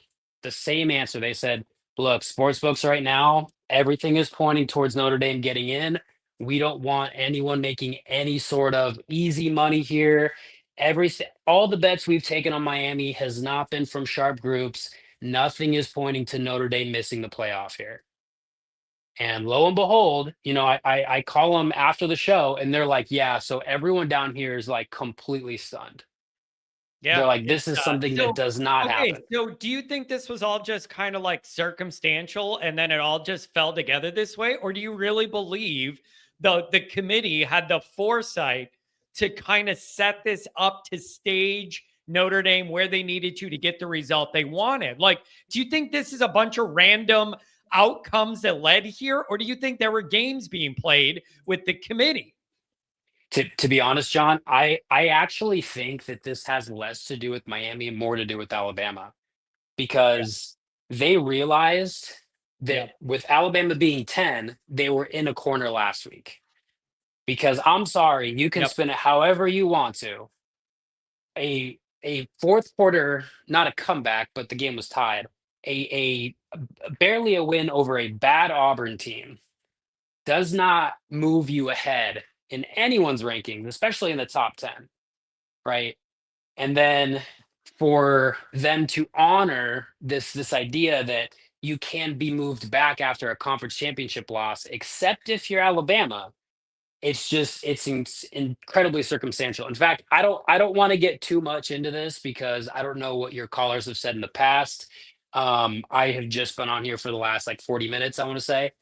But over the last 4 years, there's been only one team that hasn't moved back any spots after a conference championship loss, and it was 2025 Alabama after getting shellacked. Yep. So I'm feeling obviously the same emotions, John. I went from complete shock yesterday. I didn't really talk to anyone because I wasn't expecting that to happen, to anger like everyone else is saying. And I really do think that the decision to not play in the bowl game is probably the correct one. I think there needs to be a loud message being sent here that this isn't going to happen. I understand we have like the memorandum going in place next year, but echoing everything that everyone else has already said in the fan base, this can't happen. Like you can't. I'll kind of wrap things up here. I do think it's also interesting. You're starting to see now from like Booger McFarland, Herb Street, a ton of other guys. They're coming out and they're starting to pick a fight with Notre Dame right now about not going to the bowl game. And I think Notre Dame has really pissed off ESPN with this decision to not go to the bowl game, because this is obviously going to cost them a lot of money. And it's setting a precedent that if you are screwed out of a spot and you're pissed off, we're not going to go to a meaningless bowl game. I understand it's a great chance for, the rest of the upcoming talent, the upcoming players to get some play time and to continue to showcase Notre Dame. But at this point, I mean, why are we going to help out your ratings? Why are we going to participate in this show? Yeah. If you're going to give us the short end of the stick like this, we are going to pick up our ball and go home. This isn't us being too salty. This is us just saying, hey, you made your decision, we're making ours, and I'm sorry, that's just how it's going to go. I'm going to end it right there, John. Hey, I want to say thank you so much. You've been live for 3 hours. That's insane.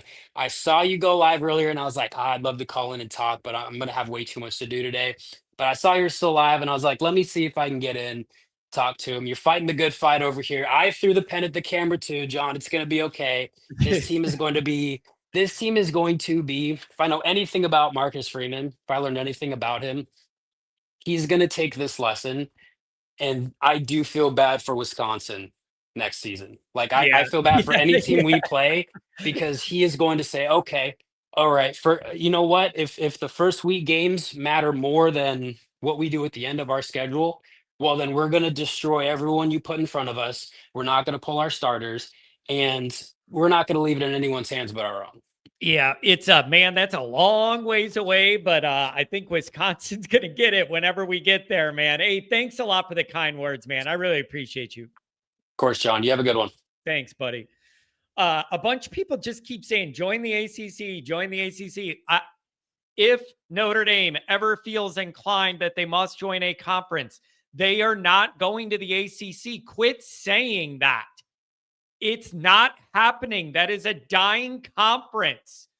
It makes no sense. The last thing Notre Dame's going to do to resolve this issue is jump on the Titanic after it hit the iceberg. Open your mind. Understand the dynamic. It's a dying conference. Notre Dame's never joining the ACC in football. It ain't happening. It's not happening. If they do join a conference, it's going to be the Big Ten. It's not even a decision. They're not joining the ACC. Why is ND and the ACC for the 28 other sports? Because those 28 other non-revenue generating sports need a home. So do the Olympic sports. Football doesn't. That's why. Those other lower level non-revenue generating sports need a home. Football doesn't. They don't have the same problem. That's why. Oh man.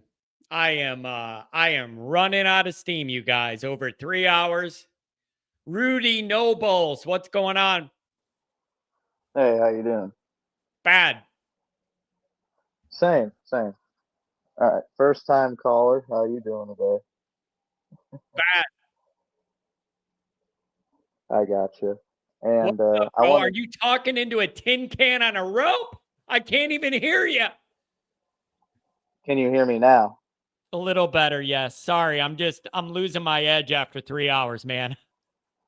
Oh, you're good. You're good. What's on your mind, brother? I wanted to explain to the chat why Alabama sucks and they have no good wins and they shouldn't even be in the playoff. And I wrote down some notes to share to the chat why Alabama sucks. Number one, they lost to Florida State first game of the season. That's a bad loss. All right. Then they had a bye week. Do they get credit for the Georgia win? I'll get to that. So they played Wisconsin.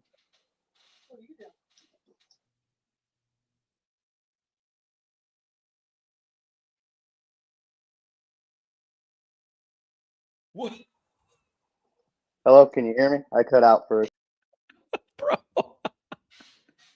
This show's losing major momentum after 3.5 hours. All right, I'm wrapping it up. I'm 3 hours, 10 minutes. I have an absolute pounding migraine. All of this is getting to me. I hung in there as long as I could. I did over 3 hours, you guys. Listen, I'm going to tell you what I'm going to be happy to do. I am more than happy to do like some night shows where we could fit more people in to be able to vent. If that's like a Tuesday or a Wednesday night or on Friday night or whatever, I am more than happy to do some night shows to let some more people jump in. I'm just telling you, my brain is fried. It's a sign that I got to take a little break, man. My head is pounding.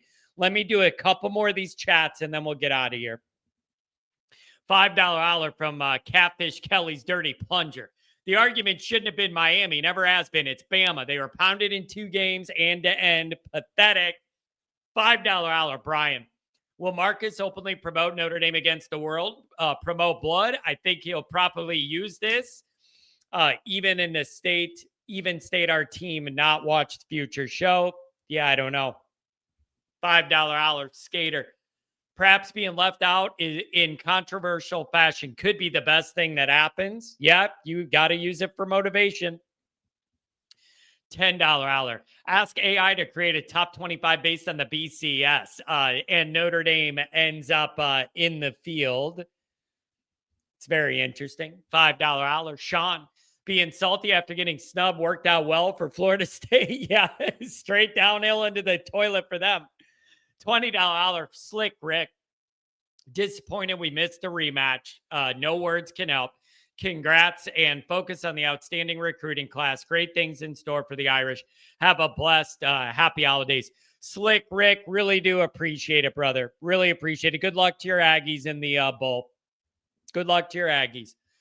$10 holler Huffer Billy. Love you, John. Just join some conference. Stop the madness. Don't care which. By the way, the ACC will survive despite themselves. What a journey, man. 3 hours and 12 minutes on the live show.